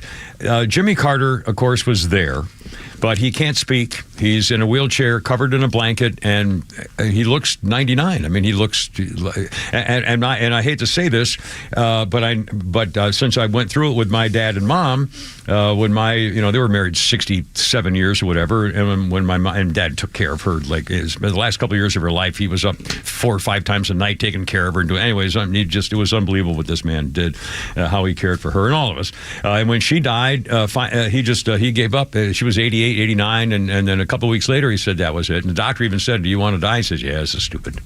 And I'm hoping that Jimmy Carter, if he, well, I hope he's okay, but I wouldn't be very surprised. I think he's probably, sure he's ready to go, and he knows it. Well, yeah, and it's sad, but again, this is, I think it's sweet. I think it's sweet, and well, I think I'll guarantee you, every old fart like me and every old lady listening right now, and I mean that in a sweet way, of course, all the elderly ladies of the world who don't have a man in their life anymore for whatever reason, and guys like me who don't have a woman in their life anymore are, envious. And thinking, God, I wish, she's dead, and he's sitting here. But again, your whole life is now revolving around the final thing and hoping there's the heaven you always wanted, stuff like that. And so, we're all thinking the same thing. So, bless his heart. First of all, Flounder, you know what to do. You need to go in there and I'll go. I'll do that on the next break. And by the way, I haven't watched a second of The Golden Bachelor, but I watched those commercials last night, and I was riveted. That poor bastard's he's gonna kill himself. Well, I'll tell you what. I mean, it's Thursday night, and this is the ball game. I had to look at her face. I broke that woman's heart. I'm telling you, of my life. When I'm telling you, now you see what I was talking about with the very first when it was going to come on. I said, I oh was my laughing. God, they're going to be. I was laughing. Yeah, you were making fun of everybody. Now you're not going to be laughing anymore. I guarantee you that. I was. That commercial. Oh my God. Oh Lord, it's the worst moment of his life. I guarantee he wish he was dead. And half of those women fell blowing their brains out. What a horrible thing to do for the ladies and guys and all these ladies in the last few years of their months, maybe of their lives, hoping for the final love to be in their arms with somebody forever. No, I'm going to go to somebody. Oh God. Anyway, jeez. Anyway, a sweet thing was at the memorial service today when Amy Carter, realizing, of course, y'all know that Jimmy Carter could not speak. So instead, Amy Carter read a letter that Jimmy Carter, her father, had written to Rosalyn back when they were dating when he was in the Navy 77 years ago. My mom spent most of her life in love with my dad. Their partnership and love story was a defining feature of her life. Because he isn't able to speak to you today, I am going to share some of his words about loving and missing her. This is from a letter he wrote 75 years ago while he was serving in the Navy. My darling, every time I have ever been away from you, I have been thrilled when I returned to discover just how wonderful you are. While I am away, I try to convince myself that you really are not, could not be as sweet and beautiful as I remember. But when I see you, I fall in love with you all over again. Does that seem strange to you? It doesn't to me. Goodbye, darling. Until tomorrow, Jimmy. I'm not crying, you're crying. Shut up.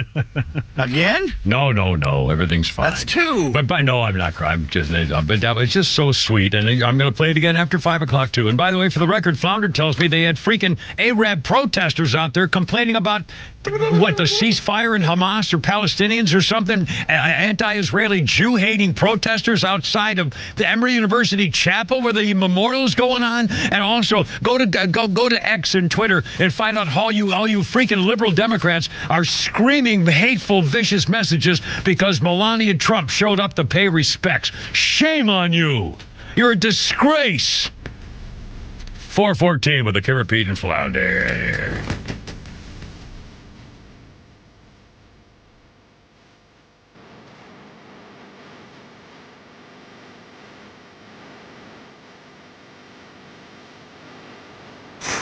It's time for the Bortz Report, exclusively on Atlanta's only conservative news and talk station, Extra 106.3. More today about the death of George Floyd and the conviction of Derek Chauvin. If you missed yesterday's commentary, you can pick it up on the Extra 106.3 app. I told you yesterday that the coroner in Minneapolis originally found that George Floyd showed absolutely no signs of any damage to his neck, no signs of asphyxiation. I can't breathe. No signs of strangulation. He reported that George Floyd had a fatal dose of fentanyl in his blood, along with a healthy dose of meth. And then comes race-baiting attorney Ben Crump, who says, oh no, George Floyd was a healthy young man. Then the FBI had a little meeting with the county coroner up there, and suddenly the autopsy was changed to say that Derek Chauvin was to blame. Then, in this crowd-funded documentary I mentioned, The Fall of Minneapolis, we learned that the techniques used by Chauvin on George Floyd were by the book. That every cop in Minneapolis had been trained to use this technique by the police department, called the maximal restraint technique. The training manual which showed that technique was not allowed to be shown to the jury by the judge's ruling. That was Judge Peter Cahill, who also ruled out other exculpatory evidence and refused requests to move the trial out of Minneapolis. So the trial of Derek Chauvin was held with a baying, screaming crowd outside the courthouse. There's so much more, but the bottom line is Derek Chauvin was railroaded. George Floyd died because he was a drug addict. And Derek Chauvin should not be in jail, shouldn't have been there to be stabbed late last week. The documentary again, The Fall of Minneapolis. Neil Bortz, Extra 106.3. As the longest continually operating franchise in Major League Baseball, the Atlanta Braves have plenty of history to share with fans. Tours of Truist Park are offered year-round and take guests behind the scenes to areas normally off-limits during games. With artifacts and exhibits distributed throughout the ballpark, it is a definite must for any Braves or baseball fan. Visit Braves.com/tours to purchase your ticket today.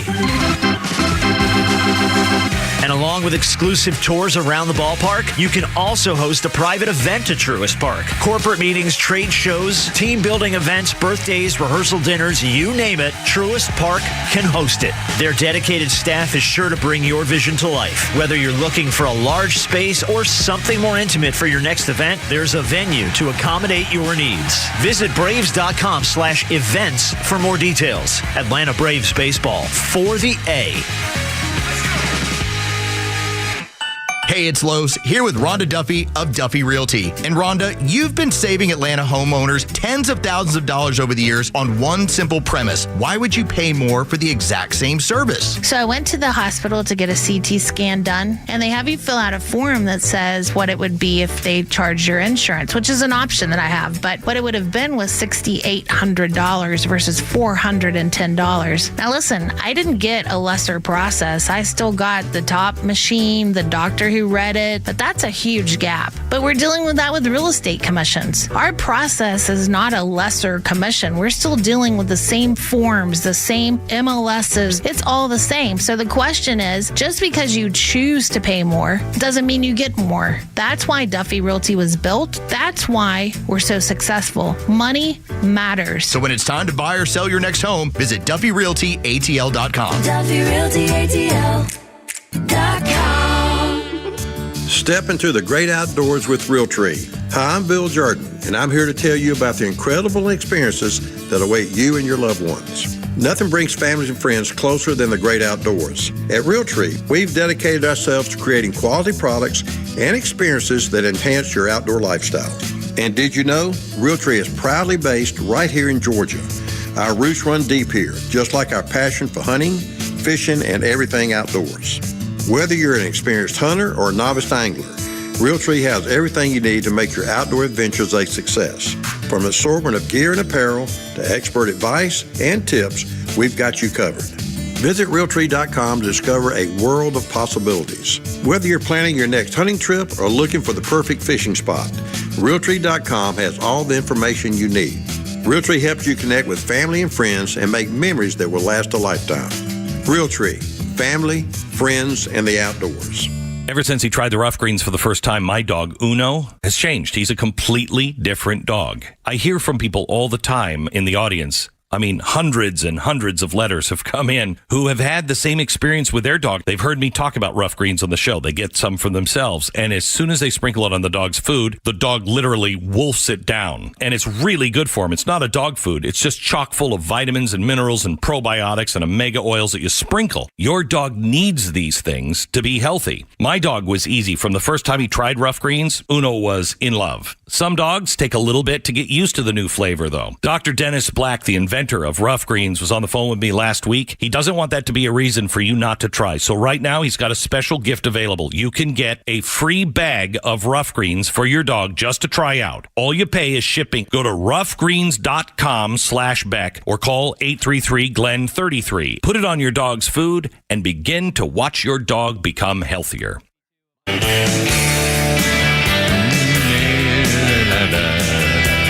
How's it going? I got 420. Hell yeah. Smoke them if you got them. We both got that exact same second. And I was, I never knew what that meant. I thought, isn't that Hitler's birthday? It is Hitler's birthday. And it was 4:20 is when kids get out of school at 20 after 4 they light up their first joint, or wasn't that how they? I don't know what the two have to do with each other. I don't know what the actual story is, but it's. I think that's what it was. Something of that nature. At 20 after 4 in the afternoon, kids are out of school and they light up their first joint or something like that. I think that's what that meant. But it also what relation it had to Hitler's birthday, I don't know. Anyway, I'm sorry. Play a little song here, Flounder, while we tell people who this is. You remember this song? Oh yeah, the one and only REM. The big hit song. That was their first entry in the top 10 singles chart with The One I Love in 1987. And it was such a bad song for them. Yeah, but it was just, it was one of those 80s songs. It's about being on the road. Because he separated from his song, though. Well, what do you mean? They had so many great, catchy songs, and that is so pedestrian. I don't think that at all. I remember, Well, they had a bunch of other hits. This was on the Green album. What was bigger than this one? Losing My Religion is probably one of the. Oh, yeah, that's a big one. And there was another one. And by the way, Shiny Happy People with the B-52s. Yeah, they hated that song because they wish they had never done that. But they used to brag about. Michael Stipe would say, "I'm never going to write love songs. Everybody else writes love songs," and then he wrote that. Yeah. Well, wow. I mean, I'm surprised you're reacting to that. I thought it was pretty good. It's not my style of rock and roll, but it was that genre in that era, and it just seemed like another one of those 80s hits. Radio Free Europe and Sitting Still were so much better. No, I don't know either of those songs. Can't get there from here. That was their earliest stuff. So when Bill, what was the drummer's name? Barry. Bill Barry. He left the band, and after that, they kind of. A lot of their dynamic of their music changed. Oh, okay. What the hell? Was the last do you guys just read music magazines all freaking day or what? Well, I've never heard anything like this in my life. Well, I could mention any freaking band. How about AC/DC? Oh, well, in 1979. Because AC/DC is from Europe. REM is from Athens, Georgia. Well, see, there you are. But I mean, it's unbelievable. You guys, both of you bastards. I mean, I've never seen anything like it in my life. In 1980, I think, I drove to Athens to get the original Hibtone single of those two songs I just mentioned. Oh, my God. Which is now worth some money, and I can't find it. Yeah, there you go. Well, it probably burned up in your flood of your last place. You were down in Buckhead. An ex-girlfriend took it. What happened? Bet you, yeah. I've been there. 423. Birthdays include Randy Newman. Randy Newman is 80 years old today. I Love L.A., Short People. He also wrote Three Dog Night's smash hit Mama Told Me Not to Come, and maybe your kids are bigger Randy Newman fans than you are thanks to Toy Story hit You've Got a Friend in Me. That was a sweet song. That was a sweet. It's like a Mr. Rogers. One of the best soundtracks ever for ragtime. Oh boy, you're not kidding. Soundtrack. Yes, sir. Didn't he do oh no, it was the other guy. Did oh crap. The movie with the Paul Newman and the beautiful blonde guy. The Sting? Yeah, the Sting. No, Didn't he that do was Marvin Hamlish. Marvin Hamlish, yeah. He did both of those. Scott Joplin songs. Yeah. Both of those soundtracks are really, really special, I think. And on this day in history, speaking of special music, you guys will know about this. I don't know it other than reading it. I remember I read it one time many years ago on this day in history as well. In 1974, Elton John convinced excuse me. Elton John convinced John Lennon to perform on stage for the first time in years in 1974. John Lennon promised Elton John that he would appear if their duet, Whatever Gets You Through the Night, ever hit #1. And it did. So he did perform on stage, and the show on this day in 1974 turned out to be John Lennon's last concert appearance. And all because of a little bet and some successful hits. 420. He was never shy about performing when he first started. He was the ballsy one of them, and I think the drugs got to him. Tell you the truth, or because Yoko, he was so maybe, shy. The drugs and Yoko, he got so shy and didn't want to perform in front of people, and he was scared of performing in front of people when he used to be the guy who was out front doing stuff. Wow. 425. Kimber Pete and Flounder. Fargo's on tonight.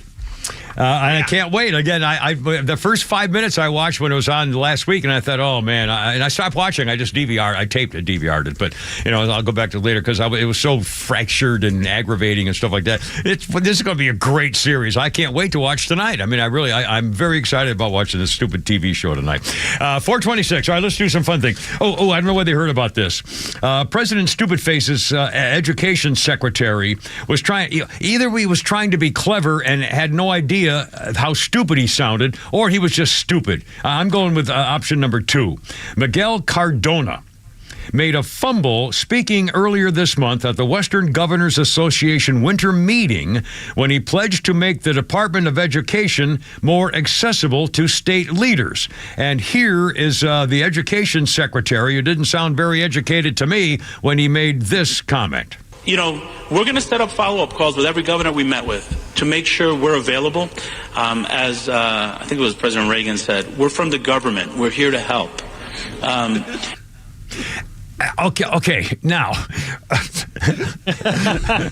Okay, first of all, they said that as a serious statement where, he said, this is what we plan to do. We're here from the government, here to help. On the other hand, the person who actually said it the first time was hardly being serious in the same way, Ronald Reagan. I think you all know that I've always felt the 9 most terrifying words in the English language are, I'm from the government, and I'm here to help. And again, the most dangerous words are the ones that this guy was saying, how we want to help you. I mean, it's just unbelievable. Now, either somebody wrote that for him, and the guy who wrote it was saying, oh, this will be funny because they make fun of Ronald Reagan and turning it around, and Cardona didn't get it. Cardona, I guess it is. It didn't get it. Or he said it himself, and off the top of his head, I think it was Reagan. He thinks it was Reagan. If he had been researching this, he would have known who it was. So I'm wondering whether he was faking off the top of his head or whether it really was off the top of his head and misunderstood the whole damn thing. Either way, how freaking ridiculous can you get? Education secretary. Also, here we go. There's more. Mangling Reagan's quote, Cardona also has earlier said he refused to define what a woman is. He was involved in the letter from the National School Boards Association. Remember this, the education guy, to President Joe Showers's daughter last year, targeting parents who show up at school board meetings as domestic terrorists. And he got the FBI. The FBI was in cahoots with the Department of Education and the President Stupid Face's administration to start slandering and libeling and investigating people who go to school boards because they've had it up to here with what you liberals are doing. I second that emotion entirely. That's all I can say about that right now. Now, one more. Should we do a little Robert De Niro? We got time for this. Robert De Niro was on stage last night fuming as part of the Gotham Film Awards in New York or something or other. In a speech, he's talking about his new movie out, and Martin Scorsese collaborated or directed, I don't know, whatever. Anyway, and De Niro got really confused, and he started backtracking, trying to explain that he was there to bash Donald Trump, and someone edited his stuff or something. Anyway, here's little Robert De Niro mangling up his own speech last night. The former president lied to us more than 30,000 times during his 4 years in office, and he's keeping up the pace in his current campaign of retribution. But with all his lies, he can't hide his soul. He attacks the weak, destroys the gifts of nature, and shows disrespect, for example, by using Pocahontas as a slur. Filmmakers, on the other hand, strive, and this is where I came in and I saw that they edited all that.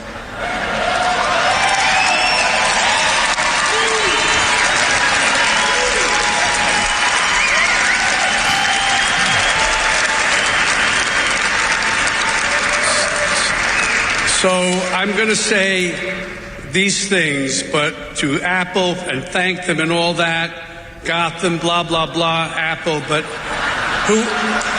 I don't feel like thanking them at all for what they did. How dare they do that, actually? What a jackass. He was there to honor Martin Scorsese, and he makes it about Donald Trump. Right, exactly. Exactly. And then complained about the people who didn't want to make it about, wanted to have the award ceremony. It's just, Scorsese, it's just like, this is what they do. And you keep voting for these people. Anyway, 4:30, Kimmer, Pete, and Flounder. We got a lot more coming up here. Stand by. I think, right? Yeah. Thursday night, Extra 106.3 is proud to bring you Atlanta's exclusive coverage of the great red versus blue state debate. Hosted by moderator Sean Hannity, Florida Governor Ron DeSantis, and California Governor Gavin Newsom go head-to-head live from right here in Alpharetta as they sound off on the biggest issues surrounding their states and the country at large. Our exclusive coverage hits the air at 9 p.m. live on Extra 106.3 and streaming live on the Extra 106.3 app. Millions of guys suffer from erectile dysfunction. That's 1 in 4 men. And I can tell you, I'm one of them. If you or someone you know suffer from ED, Peyronie's disease, or PE, here's 38-year emergency room doctor and founder of Total Body Therapy of Georgia, Dr. Eric Deal. Patients who enter my office are often frustrated, hopeless, depressed, and embarrassed. I understand the problem, and I'm going to help you fix it. There are lots of competitors that don't have the credentials that I have. When you go to other clinics, you're not going to see board-certified physician with the experience that I have. When you come to our clinic, you're going to see me. There's just not one therapy that can solve these complex issues. I'll do a complete history and physical prior to any treatment that we use. Take it from me, Dr. Deal. When it's not hard, it's really hard. Call Dr. Deal for your free one-on-one evaluation and resolve your ED, Peyronie's, or PE issues. Total Body Therapy of Georgia, 404-777-1911, 404-777-1911, online at stopmyed.com. Meet Harper, teammate at Truist. Hello. She was born to care and always had your back. Like the time her friend's bumper car took a gnarly hit. Oh no! His retainer went flying, but Harper caught it before it got crushed. Today, Harper's a teammate at Truist, the bank with Truist One checking. With no overdraft fees, $100 negative balance buffer, and automatic upgrades, Truist One checking has your back too. When you start with care, you get a different kind of bank. $100 negative balance buffer. Eligibility requirements apply. Truist Bank, member FDIC. True Prep on Cobb Parkway is your one-stop shop for emergency preparedness supplies, including freeze-dried food, water filtration, first aid, and more. They also have a large selection of firearms, including a huge selection of AR-15s, firearm accessories, and ammo at the lowest prices around. They are locally owned and operated. You can visit their store in Marietta on Cobb Parkway or online at trueprep.com. That's TRU prep.com. Prepare today for a worry-free tomorrow at True Prep. Love having a true conservative news and talk station in Atlanta? Then spread the word. Tell your family and friends to download the Extra 106.3 app and stream The Morning Extra, The Kimmer Show, and Atlanta's biggest lineup of conservative voices. The Sex Pistols.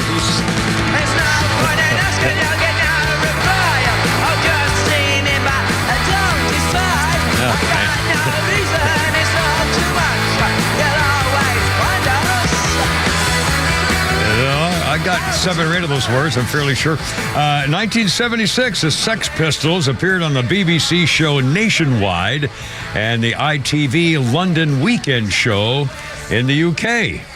And that's was it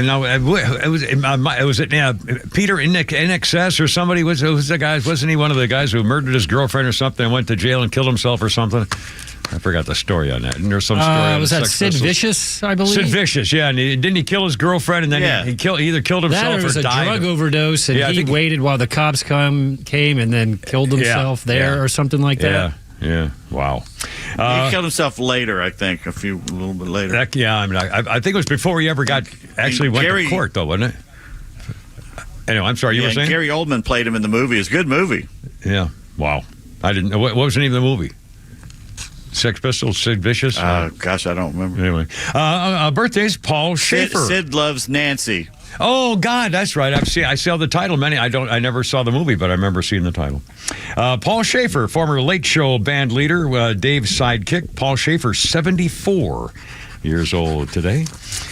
He was always kind of weird and a good guy, I guess. Let's see. On this day in history, 1895, the first automobile race was held. It took place over 52 miles of snowy roads from Chicago to Waukegan, Illinois. Because of the weather, only 6 of the 89 racers made it to the finish line. The winner was James Franklin Duryea, who won $2,000 in 1895. His average speed was 7 miles an hour. It took him 10 hours to go 52 miles. Well, there you go. My first car was a 53 Chevy with a 3-speed 3 on the tree, and it probably had 100 horsepower to it, honestly, or maybe 150 horsepower. And I didn't care, man. I wish I had that car today. 436. By the way, if you have pets that are outside or plants, and I'm going to get home tonight, I should have taken them in before I left this morning. I've got my trees and plants and stuff on my deck, and I'm going to bring them in tonight because it's going down. It's going to be sub-freezing apparently. In fact, I posted a video. I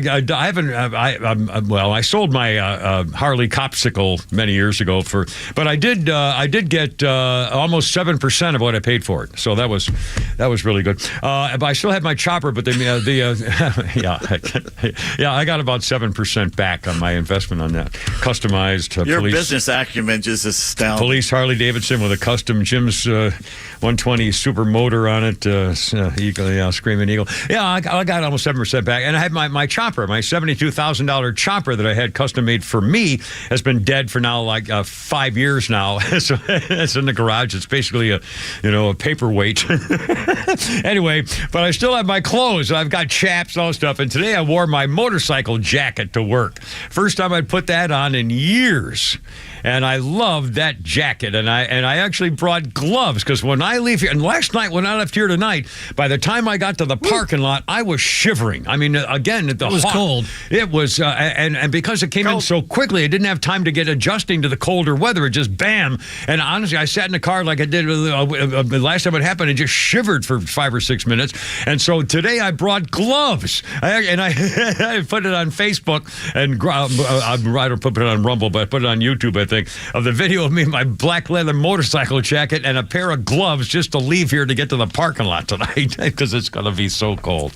Anyway. It's 30 yards. I know. I'm sorry. I'm take blood thinners after my heart attack and cancer, all that stuff. My blood's a wreck. I can't, it's like, wine juice or something. It's just, I'm a bleeder. You've seen my body. I can hit myself and it goes black and blue immediately. And if I take a little fingernail, I'm going to start bleeding. So, it's the blood thinners. You got a bleeder. I got a bleeder.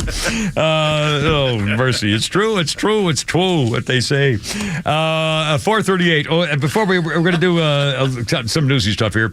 Before I forget. Oh, by the way, here's our phone number. I'm sorry. I can't, this new medium that we have now is not really old-fashioned radio. And people don't make phone calls very much anymore. Even the national radio shows, no one ever calls in. So it's just the way it goes. And social media's changed everything. So that's fine. But here's our number. We love phone calls. And you can call anytime for any reason. And if we can help you with something, or you have a problem, or you're just ticked off, or whatever it is. I mean, we're here to be here. And if you want to be part of it, we'd love it. 404-741-1230. 741-1230. Put it in your phone if you want to, and just pop the old thing. When we put you on hold, you'll be able to hear the show, and everything will be fine. 439. Donald Trump has his Christmas wrapping paper. And remember, Donald Trump claimed back in 2016, he said Donald Trump claimed credit in 2021. He claimed credit for people saying Merry Christmas rather than Happy Holidays. Donald Trump once famously said, when I started campaigning in 2016, I said, you're going to say Merry Christmas again. And now people are saying Merry Christmas. Well, Donald Trump has come out with his Christmas gift ideas to raise money for the campaign. There's a Christmas decor with his mugshot on part of a Christmas collection. If you're anything like President Trump, then you all want, for Christmas, all you want is to make America great again, says the appeal, which is why Donald Trump's instructed our team to begin shipping out free rolls of our limited edition wrapping paper to any patriot who contributes $47 or more to help save our country from crooked Joe Biden and the radical Democrats. The photo of the paper shows his photo's been altered to show Donald Trump wearing a Santa hat. The Never Surrender mugshot wrapping paper is a free gift for your donation, and they've asked visitors to click tabs ranging from $47 to $3,300, which is the maximum. Supporters can pay $35 for the MAGA fist bump wrapping paper. There's also a Never Surrender Christmas stocking. And it should go into the Donald Trump people. Anyway, so there you are. I thought that was kind of interesting. Here we go, Minnesota. Again, you keep voting for these people. In Minnesota, outraged Jewish parents are up in arms because the big Minneapolis Teachers Union has shown where they stand. The Minneapolis Federation of Teachers came out with a resolution passed a couple of weeks ago, which they know now was harmful to its Jewish members. Let's see. The Jewish parents were concerned and outraged by the statement on the Israeli-Hamas war, calling it anti-Semitic and hostile. The teachers' union passed a resolution to condemn the role that America's government plays in supporting the system of Israeli occupation and apartheid, which lies at the heart, the root of the Palestinian-Israeli conflict. Let me say that again. The teachers' resolution in Minneapolis says they condemn what America's doing supporting Israel's occupation and apartheid, which is the problem with the Palestinian-Israeli conflict, blaming Israel for occupation and apartheid, as opposed to blaming the Hamas slaughterers for slaughtering the slaughtering victims. And so now the Jewish parent says, you've got to be kidding me. And so someone finally came to their senses and said, oh, God, this was bad. This was wrong. And so now we're going to introduce a new, coming up at another meeting shortly, they'll have another resolution acknowledging the harm done to the Jewish members and students and families by the previously passed Israel-Palestine resolution and reaffirming the purpose of our union. There was unnecessary division caused by that resolution back in October. It was not their intent at the October to harm Jewish members, causing unnecessary division. We regret this. Yeah. Well, it's a remarkable time to be Jewish, but it's especially hard to be a Jewish teacher or student or a parent of a Jewish child, given the tremendous surge of anti-Semitism in our schools. One letter writer wrote, for more than a month, Jewish kids in Minnesota have been bullied and gaslit and harassed and threatened and even assaulted simply because they are Jewish.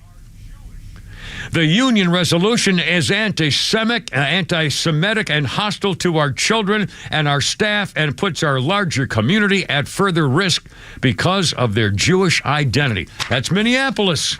That's Minnesota. That's the liberals. That's the Democrats. And again, those union people are not conservatives. They're never going to vote for Donald Trump. They are all liberals. Every one of them. Screaming liberals. And you know who they're going to vote for in the next election? More school stuff. Another school stuff today. In Florida, the Monarch High School principal, the assistant principal, the athletic director, and the volleyball coach are all moved to non-school sites after they've been reassigned for apparently allowing a boy to pretend he's a girl on the girls' volleyball team. The temporary athletic coach has also been notified his services are on pause to determine whether that kid was allowed to, whether he's transitioning into a female, was allowed to play for the team. Well, this is Florida we're talking about, and in Florida, Governor Ron DeSantis signed the Fairness in Women's Sports Act. And that means that tranny athletes are not allowed to play on the wrong team. It bars biological boys from participating in female sports. It's a state law. Therefore, a high school that violated the state law is violating the state law, and now they're being investigated. The handling of this incredibly sensitive situation has left the executive director of the Safe Schools South Florida wanting answers. It's horrendous, first, on just a human level, that the school would out somebody on. See, here's the problem. They're not sure whether this boy has actually come out yet. So now the family's complaining the tranny athlete in question hasn't officially come out as a girl, and so now they're blaming the school for outing the high schooler in the first place. Well, too bad. If he all of a sudden he's got a penis and he shows up on the girls' volleyball team, that's against school law. So now the safe school people are saying it's horrendous, but on a human level, the school would out somebody on an issue like this. It's obviously incredibly sensitive. And now students are planning a protest and walkout over the reassignment of all those principals and the sports people to support the tranny. If we were to just all sit here and let them go to the boys' team, then it would look like we are not supportive of people's perspective on things, like being a girl in a boys' team or whatever. And this school is a really big part of the LGBTQ plus clubs and stuff. So it was like, wow, it would look really bad, like really cool. Oh, that's too bad if it would look bad. Yeah, you can't do it if someone would look bad. Yeah.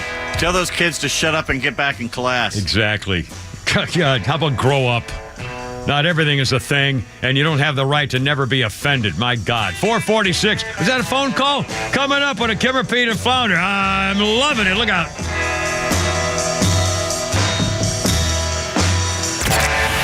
Start your day with live and local conservative talk with Tug, Rhino, and Carlos Medina on the Morning Extra. It's taken 50 or 60 years to implement the tentacles of leftism in every facet of American life, government, academia, and everywhere else, corporations, business. It'll take that long or longer to retract it, to pull it back, to get it back on the right course. You better be ready for a long fight for the long haul. The Morning Extra, now every morning from 6 to 10 a.m., only on Extra 106.3. It's the Subaru Share the Love event. So put a little love in your heart this holiday season at Subaru of Gwinnett. You're going to love the full line of new Subarus in stock now. From the Outback and Forester to the Legacy, Crosstrek, and BRZ. Each Subaru built to superior safety standards to protect your loved ones. You know, it's a fact. Subaru owners show a lot of love, especially to the environment and those in need. So right now, during the 2023 Subaru Share the Love event, Subaru will donate $250 to your choice of charities with any new Subaru lease or purchase. Visit Subaru of Gwinnett for complete details and log on to SubaruofGwinnett.com for amazing lease and financing offers on all new Subaru models. This holiday season, drive a Subaru and share the love, and Subaru will pay it forward with a $250 donation to your choice of 5 charities. Subaru of Gwinnett, Satellite Boulevard, Duluth. Subaru will donate $250 to purchaser or lessee selected national and hometown charities. Log on to Subaru.com/share or call 678-475-3500 for details. The Atlanta Braves are proud to congratulate superstar right fielder Ronald Acuna Jr. on being named the 2023 National League Most Valuable Player. Ronald amassed 41 home runs and 73 stolen bases during his historic regular season. And it's home run number 40. He's fired up going around the bases. Come see the MVP in person at Truist Park next season. 2024 tickets go on sale December 1st. Atlanta Braves baseball for the A. Thursday night, Extra 106.3 is proud to bring you Atlanta's exclusive coverage of the great Red versus Blue State debate. Hosted by moderator Sean Hannity, Florida Governor Ron DeSantis, and California Governor Gavin Newsom go head-to-head live from right here in Alpharetta as they sound off on the biggest issues surrounding their states and the country at large. Our exclusive coverage hits the air at 9 p.m. live on Extra 106.3 and streaming live on the Extra 106.3 app. Thursday night, Extra 106.3 brings you Atlanta's exclusive coverage of the great Red versus Blue State debate between Florida Governor Ron DeSantis and California Governor Gavin Newsom. Hosted by moderator Sean Hannity. Our exclusive coverage hits the air at 9 p.m. live on Extra 106.3 and streaming live on the Extra 106.3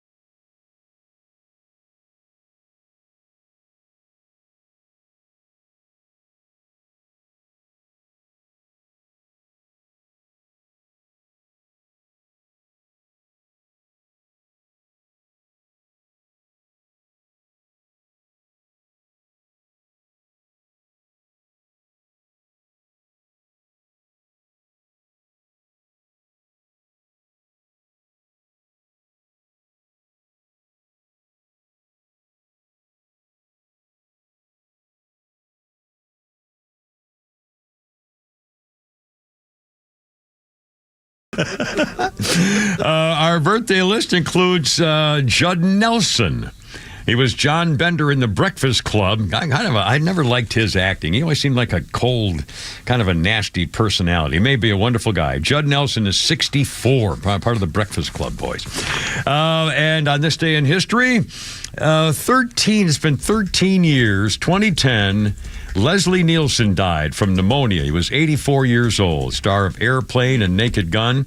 And Leslie Nielsen, in fact, when he was offered the role of Airplane, if I'm not mistaken, his kids, he said, he talked about it with his kids. He said, Dad, you got to do it. You got to do it. It's going to be great. And he didn't want to do it. Again, he was is Peter Graves his brother, or was that somebody else? No, it's James Arnett. Yeah, that's right. Anyway, Leslie Nielsen was a serious actor. You see him once in a while in some old black and white movies where he's a serious bad guy or a gangster. It could be a lot of different things. But his kids said, "No, Dad, you got to do it. You got to do it. This will be great." And he said, "Oh, okay." And then he couldn't stop doing between that and Naked Gun. And Leslie Nielsen was such a fan of fart humor that on his tombstone, his kids included the words, "Let her rip." And that's a true story. Leslie Nielsen died 13 years ago today. 4:52 with the Kim Repeat and Flounder. And a top Pentagon official has gotten caught as part of an undercover sting operation through several different states. His name is Stephen Hovanek, 64, from Sharpsburg, Georgia. And he got caught trying to pay an undercover agent for sex in a motel room and then claimed, "Oh, no, you misunderstood entirely." Coweta County Sheriff got him. He was charged with pandering, which is a misdemeanor. He worked for the Department of Defense Education Activity for 2 decades. He's the guy in charge of all the schools educating all the kids for U.S. military personnel around the world. He's the head of the education for all the servicemen's kids. And they caught him in a hotel room, cops waiting behind the door. He could be heard introducing himself to the undercover cop chick, shaking Katie's hand. Her name was, they called her Katie, shaking her hand and saying, "Nice to meet you, you're beautiful." And he said, "I told you I would shower before I got here." And then the video reveals him telling the woman, "Can we do a half hour?" And she says, "Well, I don't play before you pay." And so that means he has to fork over the money before anything begins. He says, "I understand, that's fair." Then he hands her the cash. She moves to another part of the motel room, and that's when 2 cops bust in and put him in handcuffs. And then he says, wait a minute. I'm only here to get a massage. It's a massage. And the cops said, "Well, I doubt that, sir." This was a 2-day sting operation with rescuing human trafficking victims and, of course, catching hookers and catching Johns. It led to 26 arrests, including 8 for prostitution. But again, if the cop didn't say, "What do you want?" If he just said, "You're beautiful, can I do a half hour?" and she says, "Sure, give me the money," and he hands her the money, he didn't say what he wanted, and she didn't say what you get for the money. So it may be hard to convict him of a sex crime. He was there to do something, but if you're there for a massage, is that a sex crime? Was she underage or trafficked herself? No, I don't think so. I think it was a hooker. Then why is it anybody's business what they're doing? Yeah, if this was just a sting to collect Johns and hookers. If she were underage, but that's not the charge here. If you're underage, shoot him in the eye. I don't have a problem with that. But if this was just a sting hooker, and they got him because he was a big shot with the Defense Department, we should know that, and that's bad, and he's wrong, and he was 64. But again, he's an adult, and I honestly, if you're a woman who's willingly going to have sex with somebody for money, I wouldn't want to marry you. I wouldn't want you to be in my family, but I don't have a problem with it. If there's crime involved, that's a different story. But seriously, I can't morally. I think it's wrong, and I think I wouldn't want to be involved in it or have a woman I care about involved in it. But if you're a woman and a guy gives you money to have sex, what's the difference in that going out on a date and giving all the expensive stuff and then putting out and he invites you again and takes you out and buys you stuff? It's not like you're in love and having a relationship. The hooker's less expensive. Well, yeah. And you're probably charging yes than your wife did when you got your credit card. Anyway, is that a phone call? Yes, we have Chris on the line. He wanted to call because you had said no one calls in anymore. Well, by golly, Chris, I really appreciate the heck out of this. You're on the radio with the Kimmer, Pete, and Flounder. How's it going? What's up? Hey, Kimmer, what do you need? Which what? What do you need? You said that nobody calls you. Well, and you want people to call, and so I'm calling. So what do you need? I just.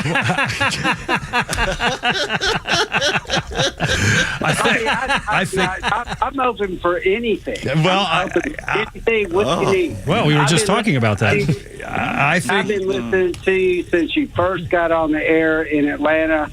And God bless my brother, passed away from leukemia, but we used to get home from work and call each other up and just laugh our asses off about your shows. Well, so anyway, what do you need? I need more things than you can possibly imagine. I guarantee it. But with just the fact that you called to say hello and said a nice thing about our past radio experiences. I need a chopper. Oh, you do need a chopper? I've got a broken one. It cost me $72,000. It's probably worth around $4,000 in parts. Well, I'll take it and keep it with my TR3 and my TR4. Oh, the Triumph, little sports car Triumphs? I'll be damned. That goes back a long. Those are 50s cars, 50s and 60s cars. Those were cute little sports cars, man. 58 TR3A is like a brand new car. Wow. Well, that's special. Hang on to that one. Yeah, it's been a lot of time on. I'll be damned. Anyway, I just wanted to call you up and see what you need. Thanks, man. You need to do, I need a new motor for my chopper to take one last ride before I die. And it doesn't look like it's going to happen. Anyway, thanks, man. I appreciate it. 458 with a Kimmer, Pete, and Flounder. By the way, coming up, I mentioned earlier that I made a stupid comment about some nurse walking out ahead of me at Publix, and I wasn't trying to flirt with her. I was just making a little joke about her smoking. She pulled the thing out of her pocket, what do you call the smoking vapor, the smoke vapor thing. And a nurse pulled it out. She walked out the door of the Publix, pulls it out of her pocket, starts vaping like crazy. And I made a joke saying, boy, if that's sativa, I want some. And she didn't know what I was talking about.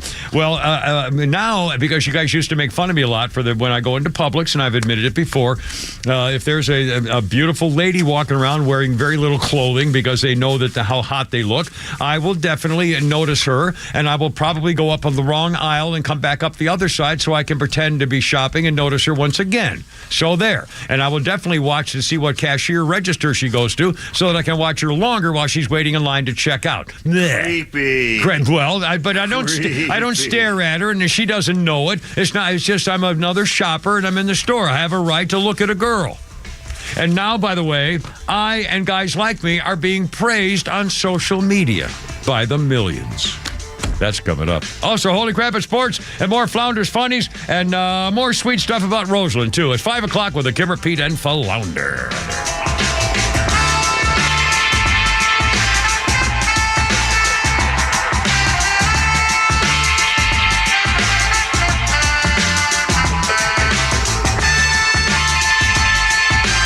Kimmer Show is back every afternoon from 3 to 6 p.m. only on WFOM Marietta, a Dickey broadcasting station. Extra 106.3 FM. U.S. airlift for Gaza. I'm Lisa Brady, Fox News. The White House says 27 tons of food aid and medical items have been sent to a hub in Egypt for delivery to Gaza, the first of 3 planned airlifts of humanitarian aid from the U.S. in the coming days. Earlier, another hostage and prisoner exchange, Hamas releasing 10 Israeli and 2 foreign nationals under an extended truce. The 2-day extension to the ceasefire expires tomorrow. So with that will come another round of hostages tomorrow, and people here in Israel who have families that are being held by Hamas in Gaza just wait to see if their family member's name will be on that list. Fox's Nate Foy, today's release hours after a ceasefire violation that Israel and Hamas blamed on each other. The Israeli military says 3 explosions in northern Gaza injured several soldiers. The IDF says none of the injuries are serious. The violence didn't escalate beyond those explosions and the resulting gun battle. Mediators are in Qatar hoping for more extensions, with Secretary of State Blinken making another trip to the region this week. 3,000 car dealers in all 50 states are urging President Biden to tap the brakes on electric vehicle mandates. The letter says while EVs are ideal for many people and appeal will grow over time, the reality is electric vehicle demand is not keeping up with the influx of vehicles arriving at dealerships, and battery electric cars are stacking up on lots despite price cuts and government incentives. The president has set a goal of having 50% of all new vehicle sales be electric by 2030. Fox's Jared Halpern at the White House. She spent a lifetime helping others and broke new ground along the way. Mom asked Ed so many questions that he finally said that she should attend cabinet meetings. Chip Carter calling his mom his hero as former First Lady Rosalyn Carter was honored today in Georgia. America is listening to Fox News. All right, Christmas will be here before we know it. If you're looking for a really special gift, I encourage you to check out the firearms made right here in America by our great friends at Henry Repeating Arms. Now, you start by going to their website, henryusa.com, order their free holiday gift guide, and they'll mail it with free decals that you can use for stocking stuffers. Perfect timing. Folks, when you give someone a Henry, you're giving them a work of art that is built with the finest craftsmanship I've ever seen as a collector. Now, their performance is top-notch. Mine were accurate, all of them, right out of the box. They shoot smooth and straight, and they have been reliable ever since. They have over 200 models of rifles and shotguns and revolvers to choose from. One of the things I like the most about these firearms, they're family heirlooms. They'll always be backed by the company's lifetime warranty. So if you want to put something that's made in America under the tree this Christmas, henryusa.com. Get their free gift guide and their decals today. That's henryusa.com. You will love this company.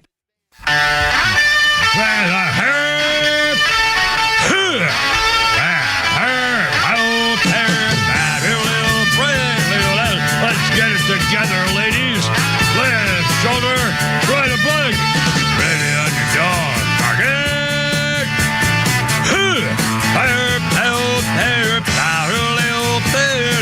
Fire, road guards out. Fire. Get them heels going, ladies. Look out. It's only me. It's only the Kipper with Pete Davis and Flounder 504 1063. It's great to have you aboard. It's chilly. It's going to get chillier. It's going down to frost to freeze warning. So if you have plants and pets outside, make sure you bring them in before it gets any chillier. Anyway, great to have you aboard. Here's our phone number, 404-741-1230, 741-1230. And we will talk a little bit more about what's happening with the Rosalyn Memorial Service. And again, I haven't seen, it's kind of amazing. Flounder told me a while ago, he mentioned that they were protesting. And again, I didn't hear anything on Fox News about it either, that protesters were showing up to blast Israel, the pro-Hamas protesters showing up outside at the Emory University Chapel where they're having this memorial service for Rosalyn Carter, and Jimmy Carter's there bundled up and he can't speak. He's in a wheelchair, and you'll hear a little bit later on his daughter Amy reading the letter that he wrote to her 75 years ago. But again, there were people protesting outside. Nobody's covered it. I mean, how disrespectful is that? Against Democrats, by the way, and against Jimmy Carter. Didn't he win the Nobel Peace Prize for bringing the two world leaders together at Camp David for the Camp David Accords? Was it one of the most famous Middle East peace accord deal relationship contracts ever made? These vermins don't care. It's unbelievable. I mean, talk about disrespectful. And again, this is amazing as well. I'm looking at Twitter X. Let's see. Damn thing cut out of me. Let's notice how Melania Trump went to Rosalyn Carter's funeral today. It sat right next to Michelle Obama and the entire deep state all-star cast. Coming down here. Overwhelming amount of evidence. Bill Clinton, Hillary were there. Michelle Obama traveling with there. Joe Biden. Melania's thinking, I hope I wasn't supposed to bring a gift. Can I sell my Christmas ornaments in the lobby? What are people wearing? Why are people wearing black? Does Michelle remember I copied her speech? Why are the other first ladies on PBS and I'm on Dynasty? I'm still not a Vogue cover. I mean, it's the nastiness of the social media response to the fact that Melania Trump, the former first lady, showed up to pay her respects to Rosalyn Carter. Melania Trump has never done an evil thing in her life, especially against a Democrat. And it was Michelle Big Mike Obama who completely disrespected and basically slandered the former first lady when they did the switchover administrations and mocking her for the gift that they give first ladies to each other. It was just horrible. And Michelle Obama's just a scuzzbag. She's just a mean bitch. She's just a mean bitch. And I hope she runs. I hope they put her on the freaking ticket. And she's in charge of the crap like this. I mean, on and on and on about the... we'll talk a little more about it in a little bit here. Also... Pete, should we redo the Deadspin story? Let's see. Do you care much about that? No, why don't we wait? Because I'm going to talk about it in sports, so we can talk about it in sports. Again, and also Sports Illustrated making news as well, and we can mention that during the sports thing coming up as well. No, let's do that now, because I'm not going to mention that in sports. Well, there's a great idea.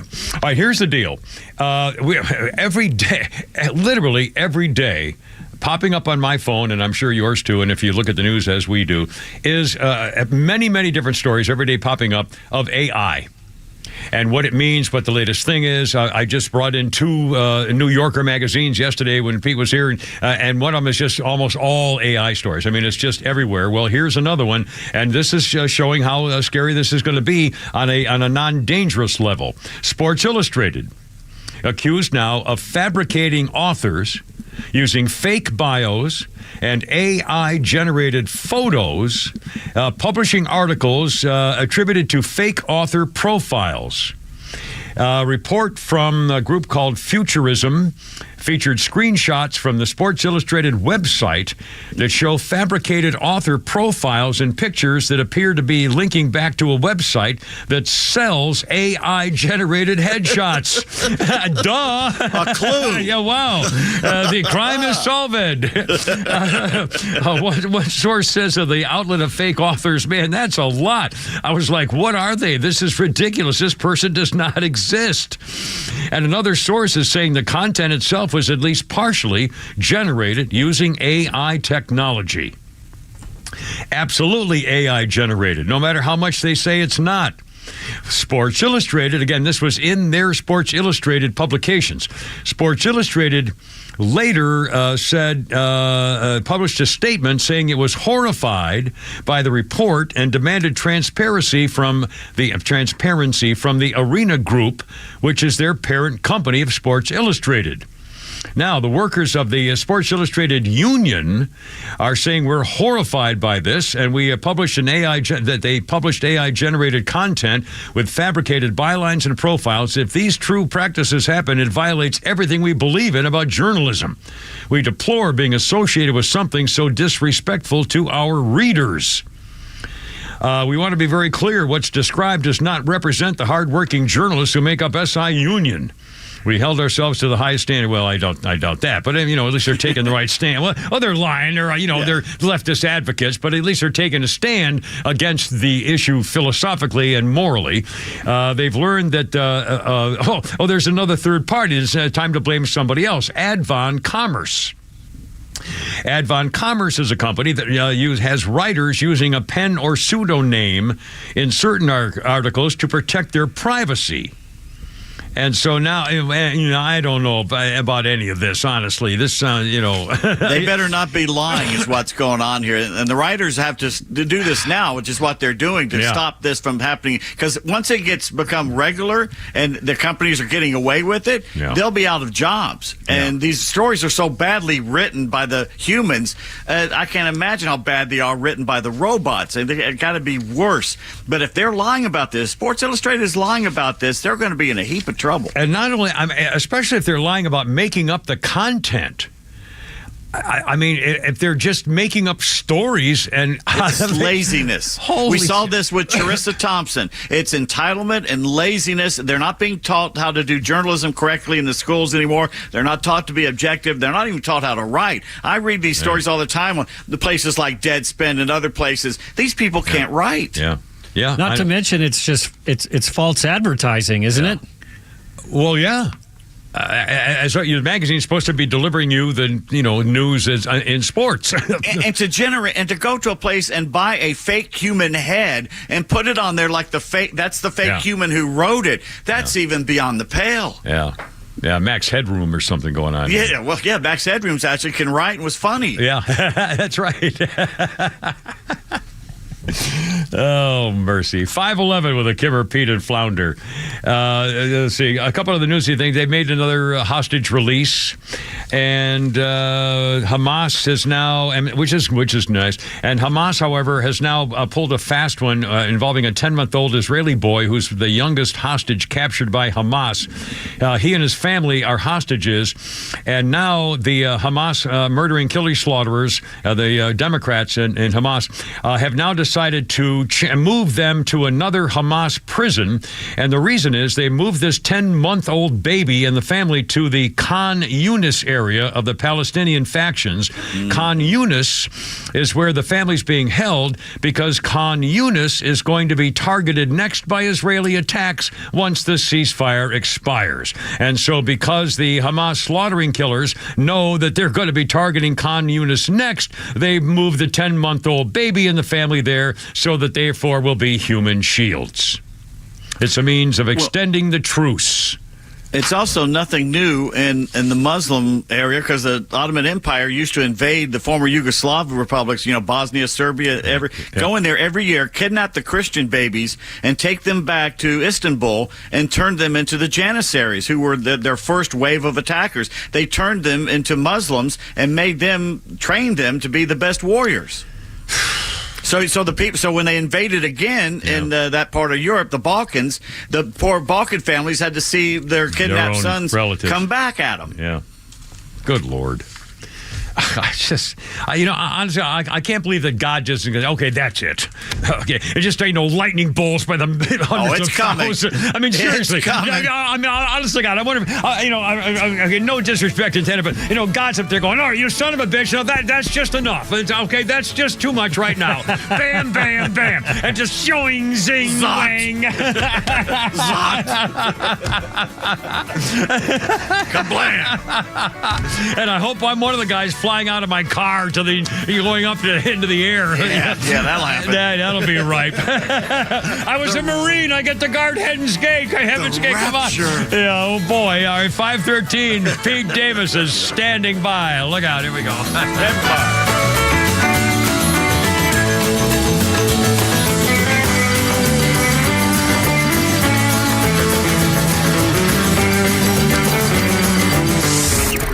Legend Neil Bortz is only on Extra 106.3. Government schools operate for the benefit of politicians and government school employees, not for the benefit of your child. Catch on and get your kids out of there if you care about them. Atlanta Talk Radio legends are only on Extra 106.3. You know what? It's here, and it's cold. It's called winter. Is your furnace ready to make sure that your house and your family's health is going to be where you want it to be this winter? Is your furnace ready to make sure you're warm inside and you keep the cold weather outside? Well, if you're not sure, you need to talk to the folks at Central Heating and Air Conditioning. Central Heating and Air is one of the few second-generation, locally owned HVAC companies in Atlanta. With Central, you're not just a number, you're a member of the family. It's been that way since 1947, and it's still that way today. Give Central a call at 770-GET-HEAT or go to centralheat.com. Central Heating and Air Conditioning can fix what ails your house and possibly your family with home ventilation and air quality products. Carrier products, Carrier warranty, Carrier peace of mind. Central Heating and Air Conditioning, your Atlanta Carrier expert since 1947. Call 770-GET-HEAT or go to centralheat.com. That's 770-GET-HEAT or go to centralheat.com. Hey, it's Lowe's here with the one and only Rhonda Duffy. And you've heard my success stories about selling a home with Duffy, but Rhonda and her team also can help you buy your next home and save you big money. One of the things that I am most proud of at Duffy is the way that we work with buyer clients. There's so much more inventory than what you're seeing online. Our clients experience that inventory, then they do their own searching. When it's time to make an offer, we take them through a process that is so data-driven that it's absolutely impossible for them to overpay for that property. Then at that point, we share our commission with them. That's right. That came from people sitting at closing saying, well, it must be nice to make tens of thousands of dollars when I found the home myself. So we built a whole model around it, and I really appreciate when a buyer says, what a great partnership. When it's time to buy your next home, start with Duffy because money matters. DuffyRealtyATL.com. DuffyRealtyATL.com. It's only a matter of time before your out-of-warranty vehicle is in the shop, costing you thousands. Hey, it's Glenn. If unexpected breakdowns happen, are you going to be ready? You can be with a plan through CarShield. CarShield offers protection plans to fit every budget. Call CarShield right now. Save 20% on your plan. You'll always be prepared. It's 800-227-6100. CarShield.com/Beck. 800-227-6100. 800-227-6100 and save 20%. Does the colder weather have you looking for indoor sports? Have you tried pickleball? Ace Pickleball Club in Roswell specializes in optimal playing experiences with entirely indoor facilities, professional-grade cushioned courts, and streaming video on every court. Memberships are all-inclusive. Open play is offered all day, every day, with courts divided by skill level. Ace Pickleball even offers free classes for beginners and provides all the equipment. Ace Pickleball Club. Join now, play forever. Check them out at acepickleballclub.com. The Kimmer Show is live until 6 p.m. and Extra 106.3 has the rest of your night covered with Jesse Kelly up next. Fox Across America with Jimmy Fela at 9 p.m. and The Guy Benson Show at midnight. All live on Extra 106.3 and the Extra app. I wonder if it's saying, oh, me, darn it, that's enough. Just stop it down there. Anyway, 517. Give her Pete and Flounder. And I got several sports birthdays coming up today, but more importantly, we have sports. We have the best sports podcast and newscast. Holy crap, it's sports and Pete Davis. All right, we got a lot of breaking news in college football going down. I'll tell you, two involving Georgia right off the bat here. UGA defensive backs assistant coach Fran Brown, he's been under Kirby Smart for 2 years, is the new head coach at Syracuse. Oh, good for him. Congratulations. That's a strong program for many years past, but that's the shame we lose him. Yeah. It's a crap school. Wait, anyway. No, that's not true. I used to see Jimmy Brown, number 44 at Syracuse. Oh, my God, that was over a half century ago. 1958, okay. What's wrong with 1960, maybe, whatever it was? All those ESPN nerds went to Syracuse. Yeah, I know. Well, they have a broadcasting college. Georgia linebacker Darius Smith is entering the transfer portal.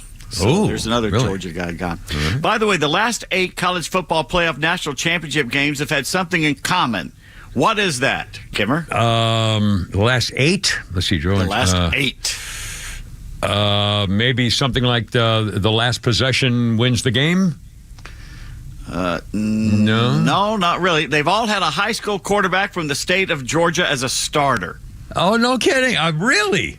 2015-16, Deshaun Watson of Clemson went to Gainesville High School. 2017, right. Jake Fromm of Georgia went to Houston County. 2018-19, Trevor Lawrence of Clemson matriculated at Cartersville. That's right. 2020, Justin Fields of Ohio State went to Harrison. And 21 and 22, Stetson Bennett went to Pierce County High. What a great bar bet. Yeah, that's a good one. Holy cow. 8. That's great. Yes, sir. I came up with it. No, I didn't. I stole it from the internet. There you are. Falcons left tackle Jake Matthews started his first ever game as a rookie back in 2014. He played until halftime, then an injury to his ankle. He missed the rest of that season-opening win over the Saints. He sustained a high ankle sprain and sidelined him for a Week 2 contest. Jake has never missed another game in 10 years. Wow. Injuries are common. The average career lasts 3 years. Lineman? He took the field last Sunday for the Falcons' first series against the Saints, broke a franchise record with his 155th consecutive regular season start, which surpasses a former Falcon who had the record. Oh, for longest, most starts?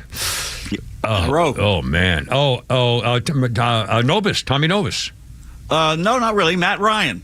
Oh, well, I was going to go with him next. Yeah. Remember former Falcons head coach Bobby Petrino? Briefly, yeah, for a brief backstabbing, cowardly turn. Yes, I do remember that. He quit on the team before the end of the 2007 season and told the team by leaving laminated notes in the players' lockers. Yeah, notes. Say, I'm out of here. He left Atlanta to take the Arkansas head coaching position, which he held for 3 years until he wrecked his motorcycle. Yeah. His body survived the crash, but his reputation did not. No. Because he had a young woman who was not his wife on the back of the cycle. Yeah. And it turns out they were more than just employer-employee. She was literally working under him. And he shouldn't have hired her in the first place. So the Razorbacks fired him. Yeah. He's bounced around after that. He spent this last season as the offensive coordinator for Texas A&M. And now guess what? He's got a new job, allegedly. Okay. What now? He is the offensive coordinator at the University of Arkansas. Oh, they're going to hire him back. Yeah. They're idiots. Holy cow. And the bad thing about this is Sam Pittman's probably going to be fired next year. It's his birthday, by the way. Happy birthday, Sam. Getting Bobby Petrino as our gift. But, yeah, they're probably going to fire Pittman at some time during next season. And guess who's sitting there? Oh, my God. Making the head coaching. Oh, my God. I bet he's not riding back into Fayetteville on a motorcycle. I don't think he will. Oh, that's called riding bitch, by the way. No offense, but the term is when a girl on the back of your motorcycle, she will say, I want to ride bitch with you. And that means she wants to be on the back of your motorcycle. I'll file and if she's that wearing away. high heels, put her in my line. Sorry. All right, then. Thank you. Meddling Carolina owner David Tepper is denying he made then head coach Frank Reich choose Bryce Young over C.J. Stroud in the draft, even though some reporters stand by the reports that this was the case. And, of course, I warned him. You picked the wrong guy. That's right. The Saudi Arabian backers of the Live Golf Tour are offering Masters champion John Rahm some money to join them. How much do you think they're going to offer him? Well, the rumor was that they had offered Tiger Woods $250 million over the 10 years or something. So I think they'd probably offer him, if he made a multi-year, probably $5 million a year, maybe guaranteed. Higher. $8 million. We're talking overall, not a year. Oh, overall. I see. Oh, well, honestly, then probably $400 million. Higher. Oh, my God. $600 million. Exactly, $600 Are you million. serious? Oh, no. And to explain it, they still have to play and they still have to compete, but I think they're guaranteed winnings, or if they don't win that week, it comes out later or something. There's some guaranteed pool, but I don't think that they don't get paid like $10 million a week to go to play it or something. Guess not. Do you speak French? Un peu. Do you like to be rude to people and deny them access to fun places? Mais oui. Well, do I have a summer job for you? You really were. The Paris Olympics are coming up next year, and they're all looking forward to the special Olympic reports that the Kimmer will have for us.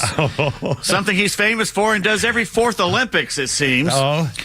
Anyway, the French need 20,000 security guards for the games, but right now they're 8,000 short. Holy cow. They're looking for people even more rude than the average Frenchman, which means they're going to basically import Germans.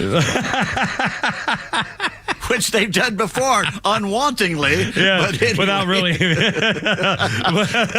Well, when the mayor of Paris saw the German army coming, he said, table for 20,000, monsieur? Hey, weren't you guys all here just 20 years ago? You look familiar. I think I met your dad. Hans? Hans, is that you? Karl Heinz? The shine is off the Deion Sanders coaching in Colorado experience. Yeah, I guess. When the Buffalo started the season 3-0, Boulder became the hip-hop capital of the world. But they had a dose of reality. They will not even get a bowl game. And now Coach Prime has lost 3 big recruits who had committed to him. Yeah. So now Deion wants the NCAA to make players honor their commitments, but even he knows that won't happen, saying a kid ain't even faithful to his girlfriend. You think he's going to be faithful to a school? Yeah.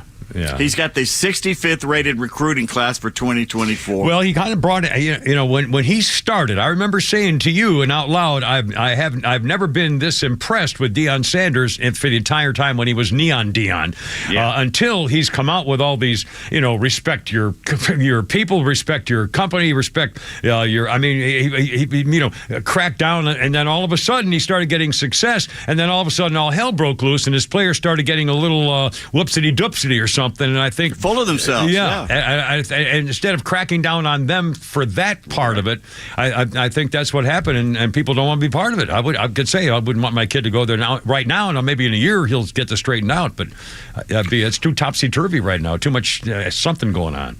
We spoke earlier about the 5-year-old Kansas City Chiefs fan called a racist by the racist black Deadspin writer who got triggered because the child painted his face red and black. That poor kid will now have the racist label attached to him by the loser left for the rest of his life. But not all African Americans are buying into the bull squat this race baiter is shoveling. Former ESPN anchor Sage Steele tweeted, "Such a pathetic reach by Deadspin, to the surprise of no one. If they actually cared, they'd stop with the virtue signaling clickbait crap and reserve the terms racist and racism for when it's actually legitimate. Instead, they devalue those instances. And the best response of all comes from a sports anchor, Jason Whitlock. Ah, yes, I like this guy. Also black. Yeah. Here's what Jason tweeted. This is the racism white liberals want you to fight? A white liberal will never tell a black mother not to kill her child in the womb, but face paint must be stopped. Killing your seed must be celebrated, but calling yourself the N-word that ends in the letter A is a sign of liberation. A little white kid with a painted face is an existential threat, but a little black kid singing Sexy Red and Cardi B is getting in touch with his and her blackness." Wow. I tell you, Jay, whenever he shows up on Fox, I listen to him. I mean, he is a very bright guy, and he's got balls. I don't always agree with him, but he says his mind, and I like that. And he's serious, and he's bright, and I respect what he said. I may not agree with him, but I definitely respect him as a smart guy who knows what he's talking about. Mm-hmm. Paul Newman was not just an actor and philanthropist, but also, what else was he known for? Race cars. That's right. An excellent race car driver. Yeah. He won races. Seriously, a serious race car driver, yeah. Yeah. But he liked to drive around in his 1963 Volkswagen Beetle convertible. I didn't know that. But being Paul Newman, he added one modification. What do you think he added to the VW? Probably a Corvette engine. No, better. He put a Porsche 912 engine in. I was going to say. You imagine it. You're driving around L.A., and you look over, and there's Paul Newman and a VW Beetle, and you think, I'm going to smoke that race car driver. And he leaves you in the dust. Oh, I love it. And finally, 1978, on this date, November 28th, the Reds, one of the stupidest decisions of all time, fire manager Sparky Anderson, who had only led the team to 5 division titles, 4 National League pennants, and 2 World Series wins in just 9 years. Yeah.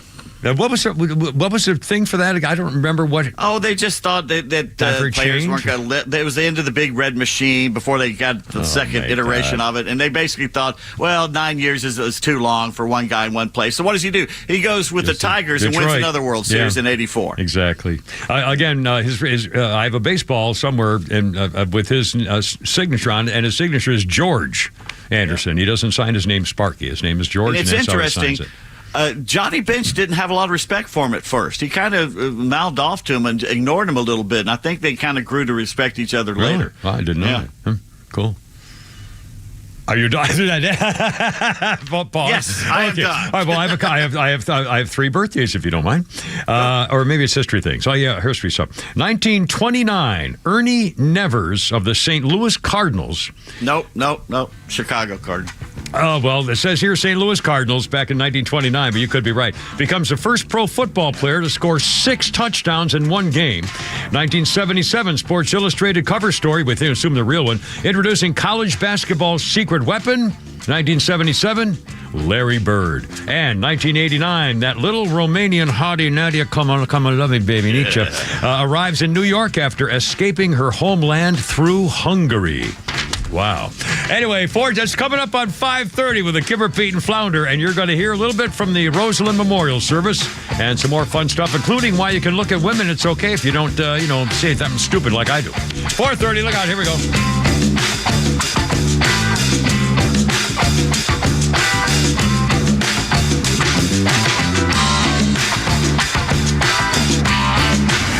With international conflicts running hot and Israel at war, you can trust Extra 106.3 to bring you the latest breaking news throughout the day and the conservative voices you trust for all the latest. Hamas is a terrorist organization, and anybody who supports the terrorist attack on Israel should be released from this country and sent away. Israel at war, with live updates all day. If 9/11 happened to us again today, I wonder what the hell the reaction would be. From Atlanta's only conservative news and talk station, Extra 106.3 and the Extra app.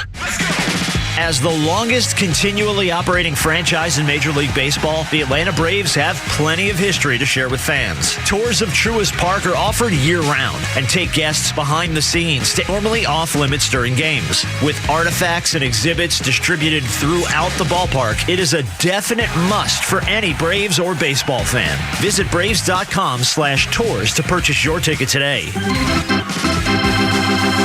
And along with exclusive tours around the ballpark, you can also host a private event at Truist Park. Corporate meetings, trade shows, team building events, birthdays, rehearsal dinners, you name it, Truist Park can host it. Their dedicated staff is sure to bring your vision to life. Whether you're looking for a large space or something more intimate for your next event, there's a venue to accommodate your needs. Visit Braves.com/events for more details. Atlanta Braves baseball for the A. Some choices are complicated, like do I get peanuts or popcorn? Thankfully, others are much simpler, like rooting for the Braves. And choosing Truist One checking. No overdraft fees. Lots of perks you can cheer for. And when your account balances grow, you get upgraded automatically. Oh, and with more than 130 Atlanta branches, you can add convenience to the list of perks too. Truist One checking. One simple choice. Branch count as of May 31st, 2023. Atlanta metro area. Truist Bank member FDIC. Step into the great outdoors with Realtree. Hi, I'm Bill Jordan, and I'm here to tell you about the incredible experiences that await you and your loved ones. Nothing brings families and friends closer than the great outdoors. At Realtree, we've dedicated ourselves to creating quality products and experiences that enhance your outdoor lifestyle. And did you know, Realtree is proudly based right here in Georgia. Our roots run deep here, just like our passion for hunting, fishing, and everything outdoors. Whether you're an experienced hunter or a novice angler, Realtree has everything you need to make your outdoor adventures a success. From an assortment of gear and apparel to expert advice and tips, we've got you covered. Visit Realtree.com to discover a world of possibilities. Whether you're planning your next hunting trip or looking for the perfect fishing spot, Realtree.com has all the information you need. Realtree helps you connect with family and friends and make memories that will last a lifetime. Realtree. Family, friends, and the outdoors. I think it's time to get rid of that old, ugly garage door. Get rid of it? All it needs is a quick repair. Where's my duct tape and WD-40? This is Dan Watkins with All Four Seasons Garage and Entry Doors, and let us be the ones to tell you if you need a repair or a replacement. If you have a wooden or uninsulated steel door, a replacement will always pay for itself with energy savings. But if your door is insulated and not very old, put down the duct tape and let us come out to service your door the right way. Head to allfourseasonsgarages.com or give us a call today. Thursday night, Extra 106.3 brings you Atlanta's exclusive coverage of the great red versus blue state debate between Florida Governor Ron DeSantis and California Governor Gavin Newsom. Hosted by moderator Sean Hannity. Our exclusive coverage hits the air at 9 p.m. live on Extra 106.3 and streaming live on the Extra 106.3 app. Yeah.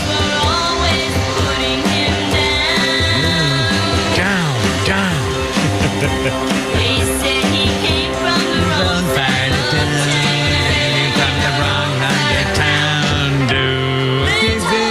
Oh my God, the Shangri-Las. I know he was sad. That's what I fell for. leader of the pack, the teen death song, they called it. 1964. The real era of rock and roll. Shangri-Las went to number 1 with the teen death song, leader of the pack. When released in Britain, the song was often not played at all on the BBC because of the death theme. But it did go on to chart 3 times in 1965, again in 72 when the ban was lifted, and once again in 1976. But the leader of the pack, and he was a motorcycle rider, and her family didn't like him because he was a hood, and so she said, "I got to break up with you," and he drove off in the rain, and that was a ball game.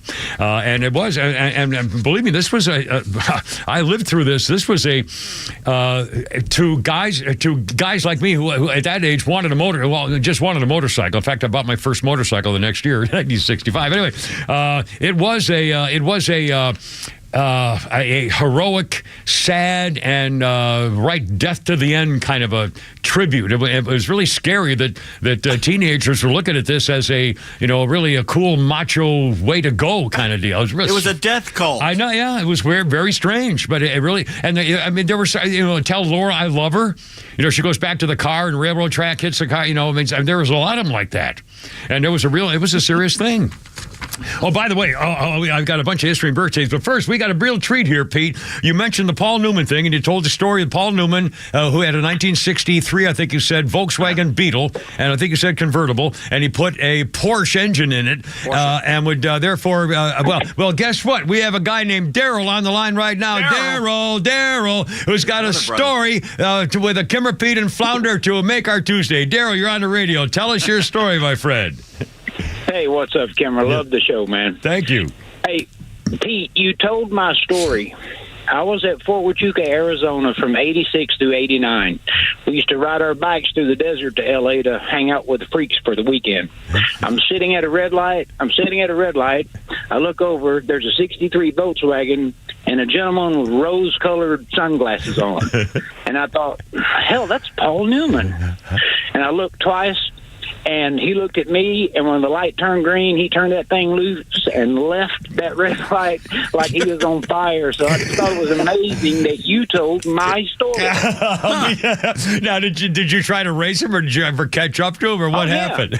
Absolutely, I tried to race him, man. But I was on I forget what it was, a Suzuki, I can't remember what they call it. But I was on a bike, a much slower bike, and he just absolutely dusted me. But still, to this day, I tell that story about. I raced Paul Newman at a red light one time. Nobody believes me. Yeah, especially when you raced him in a Volkswagen convertible. Exactly. It's also how Bill Elliott learned how to drive a race car. Read up on that. What do you mean? How did he learn? So Bill Elliott's dad built the Volkswagen and put a Porsche 912 motor in it. And that mountain up there where Pete lived, going across 53, he was talking about yesterday how scenic it is. When Bill was 14, 15 years old, his father would time him in that Volkswagen going across 53. Wow. To see how that's where Bill learned to drive at. Wow, that's like a go-kart for big guys. Yeah, absolutely. What a great story, Daryl. That's really cool, man. I'll bet you'd have more fun telling that story, and everybody does the same thing just like we did. What a great story. I'm just glad Pete told it, because I'm like, oh my God, Pete's telling my story. I got to pull over and call him. Well, I'm stalking you. Well, now everybody's going to tell your story too. Listen, great. I really, really appreciate that, Daryl. Have a great day, and thanks for your kind comments. And I hope you keep listening. Call us anytime you want. You too, Kimmer. Thanks, man. Really appreciate it. 5:30. What a great story. And to make it even better, we now have every Friday Susan on the phone. Oh, my God. Every Friday, Susan. I love you, baby. How you been? Where are you? What's going on? It's been, oh, my God, it's been like years since we first started our special radio relationship. How's it going? Honestly, it's got to be almost 10 years ago, because I remember where I was living, and I don't live there anymore. So. Oh, man. Yeah, it's been a long time. Holy cow. Well, it's great to hear from you. How are you? What's going on? Nothing much. I just was calling because I was on a run, and I was listening to the show on my phone, and you were talking about nobody calls in, and I don't know who it was that called in. I said, well, when I get home, I'm going to call in. Well, aren't you sweet? Aren't you sweet? But, now, again, this started probably 8 or 10 years ago, I guess, probably true. Yeah. And I don't remember what happened to lead you to call the first time offhand, but we really look forward to your calls very frequently. I don't remember but I remember it was Hangman that gave me the moniker Every Friday, Susie. I'm pretty sure he did. Yeah, and, dangling I would call in every Friday. You know, as soon as the line would open, I would call in. But anyway, it goes back a long time. So I just wanted to call and say hello. I hope you all had a great Thanksgiving. And you too, Every Friday, Susan. In fact, didn't you change to Every Wednesday, Susan, at some point, if I remember correctly? Yeah, for a while, because of the way the radio station started bumping you guys around with your time slots, that was the time I would call. Yeah. But now I guess I'm going to be anytime, Susan. Anytime, Susan. Anytime at all, Susan. It makes me sound like a floozy, like a bike bitch. Oh, hardly. No, not hardly. You have way too much respect from us to be anything but a happy Kimmer babe. Thank you so much. You have a great day. Be careful out there. Thank you. Every time, anytime, Susan, right there, 540. Sweet lady. Kimmer babes are the best. I'm telling you. It's just, they're the best. They're simply the best. 540. Speaking of sweet things, let's do this again, Flounder. At the memorial service today, a couple of things. At the memorial service today for Rosalyn Carter, they, I still can't believe, I haven't seen any footage of this, but apparently they were protesters, pro-Hamas, anti-Jewish protesters at the memorial service at Emory University on the campus at the chapel, which is just so disrespectful. I mean, pick a place. What would this have to do with anything other than Jimmy Carter bringing the Arabs and the Israelis together at the Camp David Accords? I mean, for crying out loud. And so you pick this anyway. And also the liberals, social media, X and Twitter, exploding with comments by the left, condemning Melania Trump for showing up and sitting next to Michelle Obama, saying our poor Michelle has to sit next to that woman who stole her speech and her husband's a racist and a white supremacist. I'm thinking, oh my God, she showed up to pay tribute and respect to Rosalyn Carter. What's the matter with you? I mean, it's shameful. It's despicable. It's inhumane. It's immoral. It's just wrong. Just because you can do this kind of thing doesn't make it right, and it's certainly ungodlike, unchristian-like, or unreligious, unspiritual. I mean, pick any name you want to. They're not any of those things. And by the way, Egyptians are not Arabs. Well, I'm not sure who was there, but yeah, I guess modern Egyptians are 17% Arab DNA. The rest of them, they're 68% North African and 4% Jewish. Yeah, in fact, I was reading a thing about that the people don't know that a lot of those people are complaining about the Jews have a lot of it in them. Which is kind of interesting if you ask me. 542, anyway, just saying. Also, Flounder, let's do from the service today. This was very sweet. The former President Jimmy Carter was there. He had said he's going to do everything he can to be there. He couldn't speak. He was all bundled up in a blanket and in a wheelchair.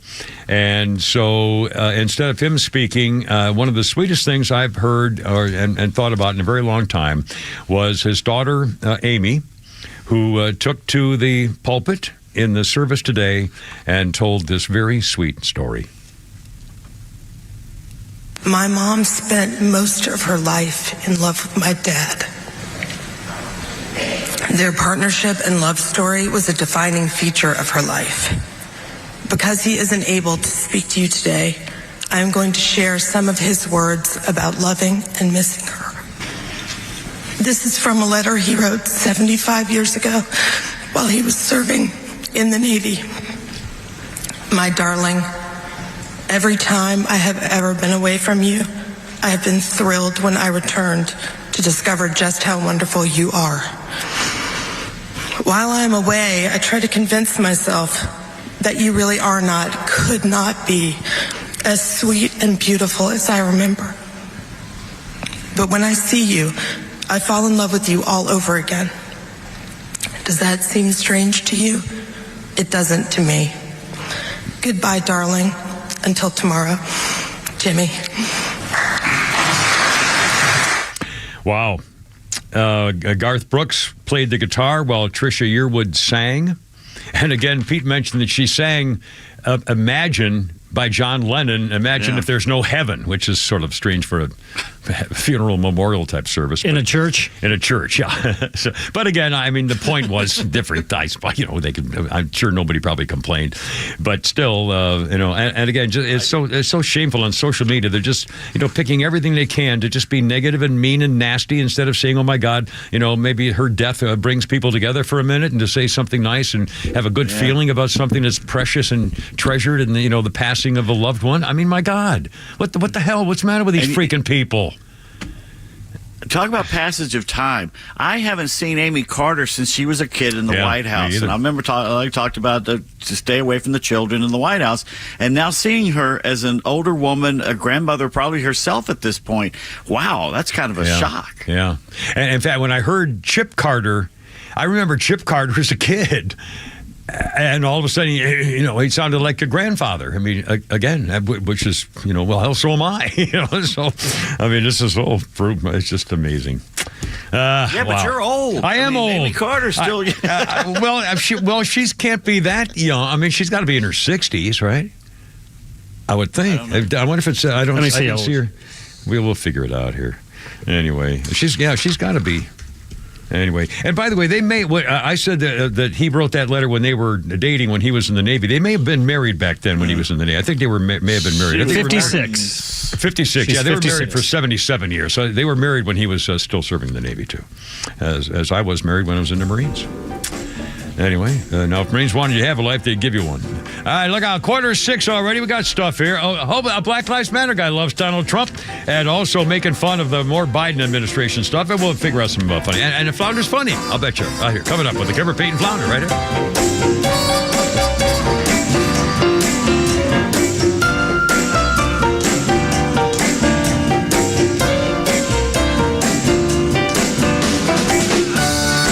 Thursday night, Extra 106.3 is proud to bring you Atlanta's exclusive coverage of the great Red versus Blue State debate. Hosted by moderator Sean Hannity, Florida Governor Ron DeSantis, and California Governor Gavin Newsom go head-to-head live from right here in Alpharetta as they sound off on the biggest issues surrounding their states and the country at large. Our exclusive coverage hits the air at 9 p.m. live on Extra 106.3 and streaming live on the Extra 106.3 app.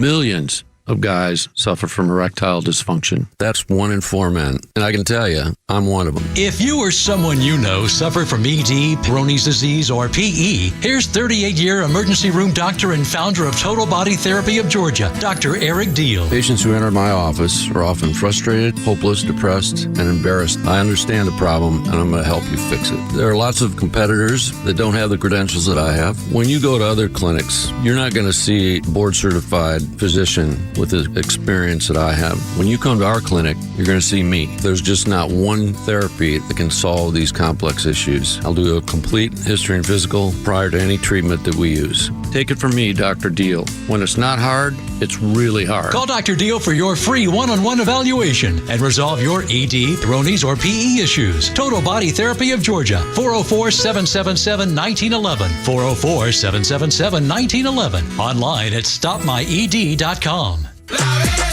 The Atlanta Braves are proud to congratulate superstar right fielder Ronald Acuna Jr. on being named the 2023 National League Most Valuable Player.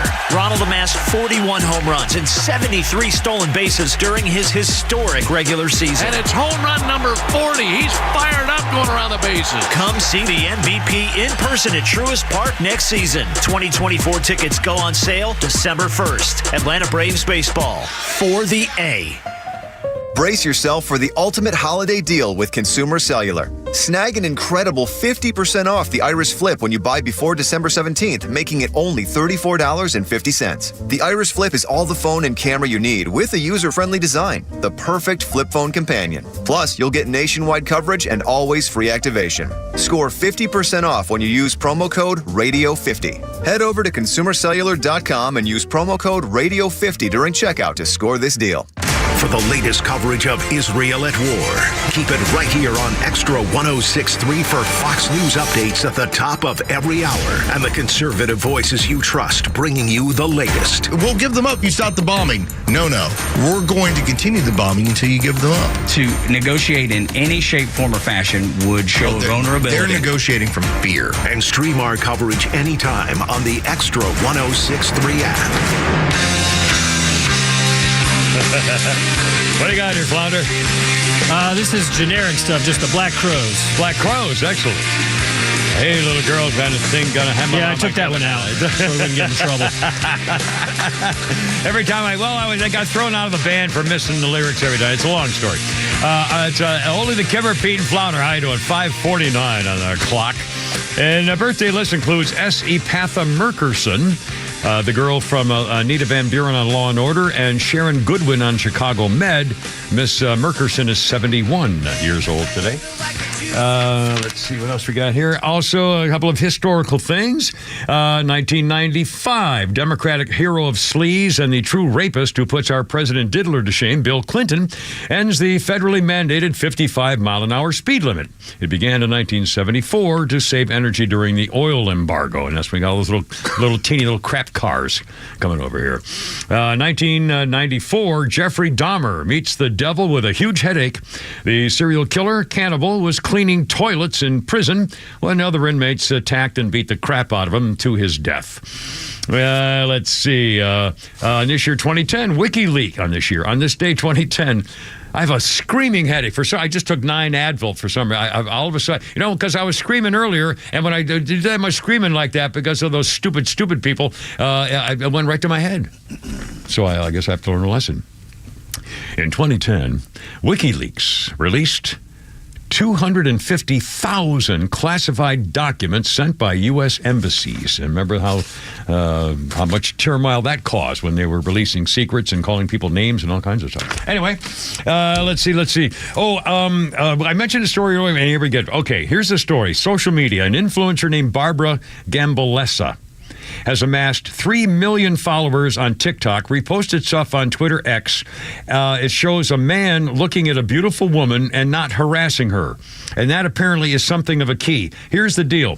The woman said, the video is quickly, the guy smoking a cigarette. The woman was actually showing off her new graduation outfit. She shows a gorgeous, chic, white matching number, but it became about the man in the background of her video that stole the show. He's smoking a cigarette and admiring her, bluntly staring at her, and at one point he kind of touches his forehead and his eyes linger on the woman, which is barely noteworthy, but the response to that clip on video is really amazing. The influencer's social media went nuts. One person praised the guy, calling it the perfect way to look at a woman because he only looked at her instead of approaching her or being outrageous about it. And now people are saying, perfect. He looked, he admired, he stole one more look, then simply went about his business. That's how you look at a beautiful person. The post had that post has amassed 27 million views, gushing with anonymous praise for the guy who did not approach her but just wanted to look at her. Some other highlight comments. Someone saying a man should be given respect for not harassing her. Another said it was a beautiful moment. One guy said this is the most respectful stare they'd ever seen. One guy says, I enjoy the clip because it was good to see men aren't scared to be looking at women in public anymore. The most alarming response was a tweet that praised the guy for not harassing her. He just looked at her with admiration without disturbing or harassing her. Outstanding. And woman said, now wait a minute, your standards are going down that drain. Praising a guy for looking at a woman's butt and not harassing her? What has society's standard gotten this low? A psychologist says this kind of behavior is a huge problem because it enforces a culture that has a wrong idea that women owe men something. Restraint or holding back might be celebrated by some men. That the attribute might reinforce the belief that women are solely there to be accessed for pleasure by men or get attention from men. They're being the bigger person but not going out of their way to hit on her. Oh, come on. 27 million views to that guy staring at the pretty girl in a pretty outfit. And I mean, hell, I look at him. I can't help it. I'm not changing. Anyway, now it's a big whole psychological thing for some reason. Anyway, 5:53 was, oh, God! What did I forget? Wait, Flounder's got something here for us. This one's a little different. I found it, and I know you guys are big Gene Wilder fans. Gene Wilder. So this is him talking about how he got inspiration from comedy from his mother. Really? Wow. I was 8 or 9 years old, and my mother had a heart attack. And when she came home, the doctor said, don't ever get into an argument with your mother because you might kill her.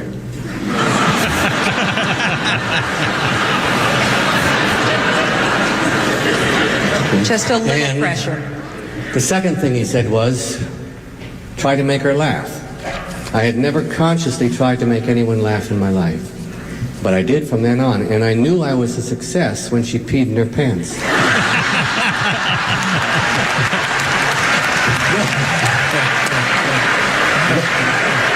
But it's the truth. And my name was Jerry then, not Jean. And she said, Jerry, now look what you've made me do.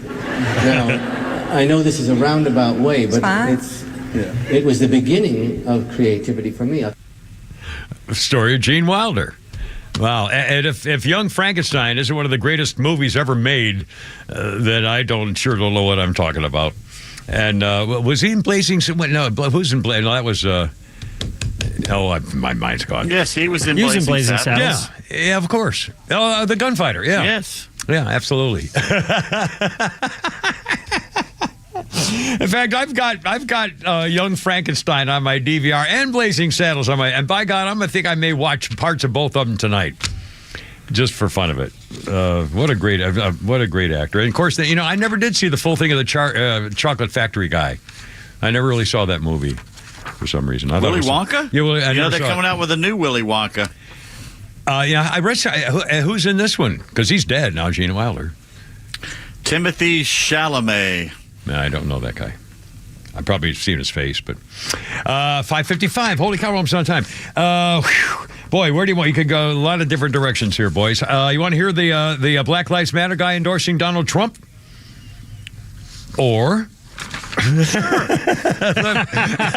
Sounds like a winner. Well, let's do it. Here's a guy. He was one of the founders of Black Lives Matter. His name is Mark Fisher. He's former minister, a pastor, and the founder of Black Lives Matter in Rhode Island division of it. And he was on a girl named Kim Iverson's podcast, and she asked him about who's he supporting for president. Black Lives Matter guy speaking here. You, BLM leader, and you're now endorsing Donald Trump, saying he's the best candidate we have. Why do you think he is the best candidate? Because everybody else sucks. So is he just the best of a bad group? I mean, is he not that great either, but he's just like better than the rest? Well, I like Trump, personally. I think right now who we have sitting in the Oval Office is just a deep disappointment. I deeply have disdain for him, and I really dislike the vice president as well. What is it that why do you not like them versus like Donald Trump? I would imagine you're alone in this. Do you feel alone in this viewpoint in the world that you're in, being in the BLM movement? No. I feel like really? A lot of black people are starting to pivot off of that Democratic plantation for so long. We've been slaves to that party. Actually, we've been mental slaves, afraid to get off of that plantation because, we've been used and abused for so long at that party. They don't value our vote. Their policies are basically racist policies. And I believe it's a racist party that strikes at the heart of the black family and the nuclear family in general. And I believe Donald Trump he's the opposite. He's going to tell you how it is. He's going to give it to you straight. He's not going to be a hypocrite, stab you in the back like the Democratic Party loves to do. Well, there you go. Mark Fisher has declared his support for those who violently attempted, it says here, to overthrow the government. He said, no, they were protesters, man. They were showing dissent. Well, good for him. By the way, Donald Trump has his new Christmas... we got people... Yeah. Go ahead. We got people on his side disgruntled saying the Democrats have stabbed him in the back. And we on the right side think the Republicans have stabbed us in the back. There's a place in the middle for us both. Yeah. Yeah. And I'm seeing, in fact, I think we're seeing more and more of that, too, where people you wouldn't expect are saying, no, wait a second here. And that may be the golden moment that comes out of this maybe after the election. I don't know. It's possible. It depends on who wins. Well, yeah, that's the other thing. And how many riots there'll be if Trump loses or if Trump wins? How many riots by the screamers? Anyway, and almost out of time. But if you want to get Donald Trump Christmas wrapping paper, they're offering free Christmas-themed wrapping paper in exchange for a donation of $47 to his campaign. And they have a photo of his mugshot altered, showing him wearing a Santa hat. They have Never Surrender mugshot wrapping paper. They have $35 to get you a MAGA fist bump wrapping paper. There's also a Never Surrender Christmas stocking on sale. And Donald Trump once claimed when he was running in 2016, Donald Trump, when he started campaigning, said in 2016, I'm telling you right now, you're going to start saying Merry Christmas again. Because back then it was Happy Holidays, remember? You're going to start saying Merry Christmas again. And Donald Trump today says, and by God, now people are saying Merry Christmas again. So here we go. Anyway, boys, it's only me. I got to go. You're killing me. With Pete Davis and Flounder. And tomorrow we do it all over again. Be careful out there. God bless America. Semper Fi, herp and herp. Look at that.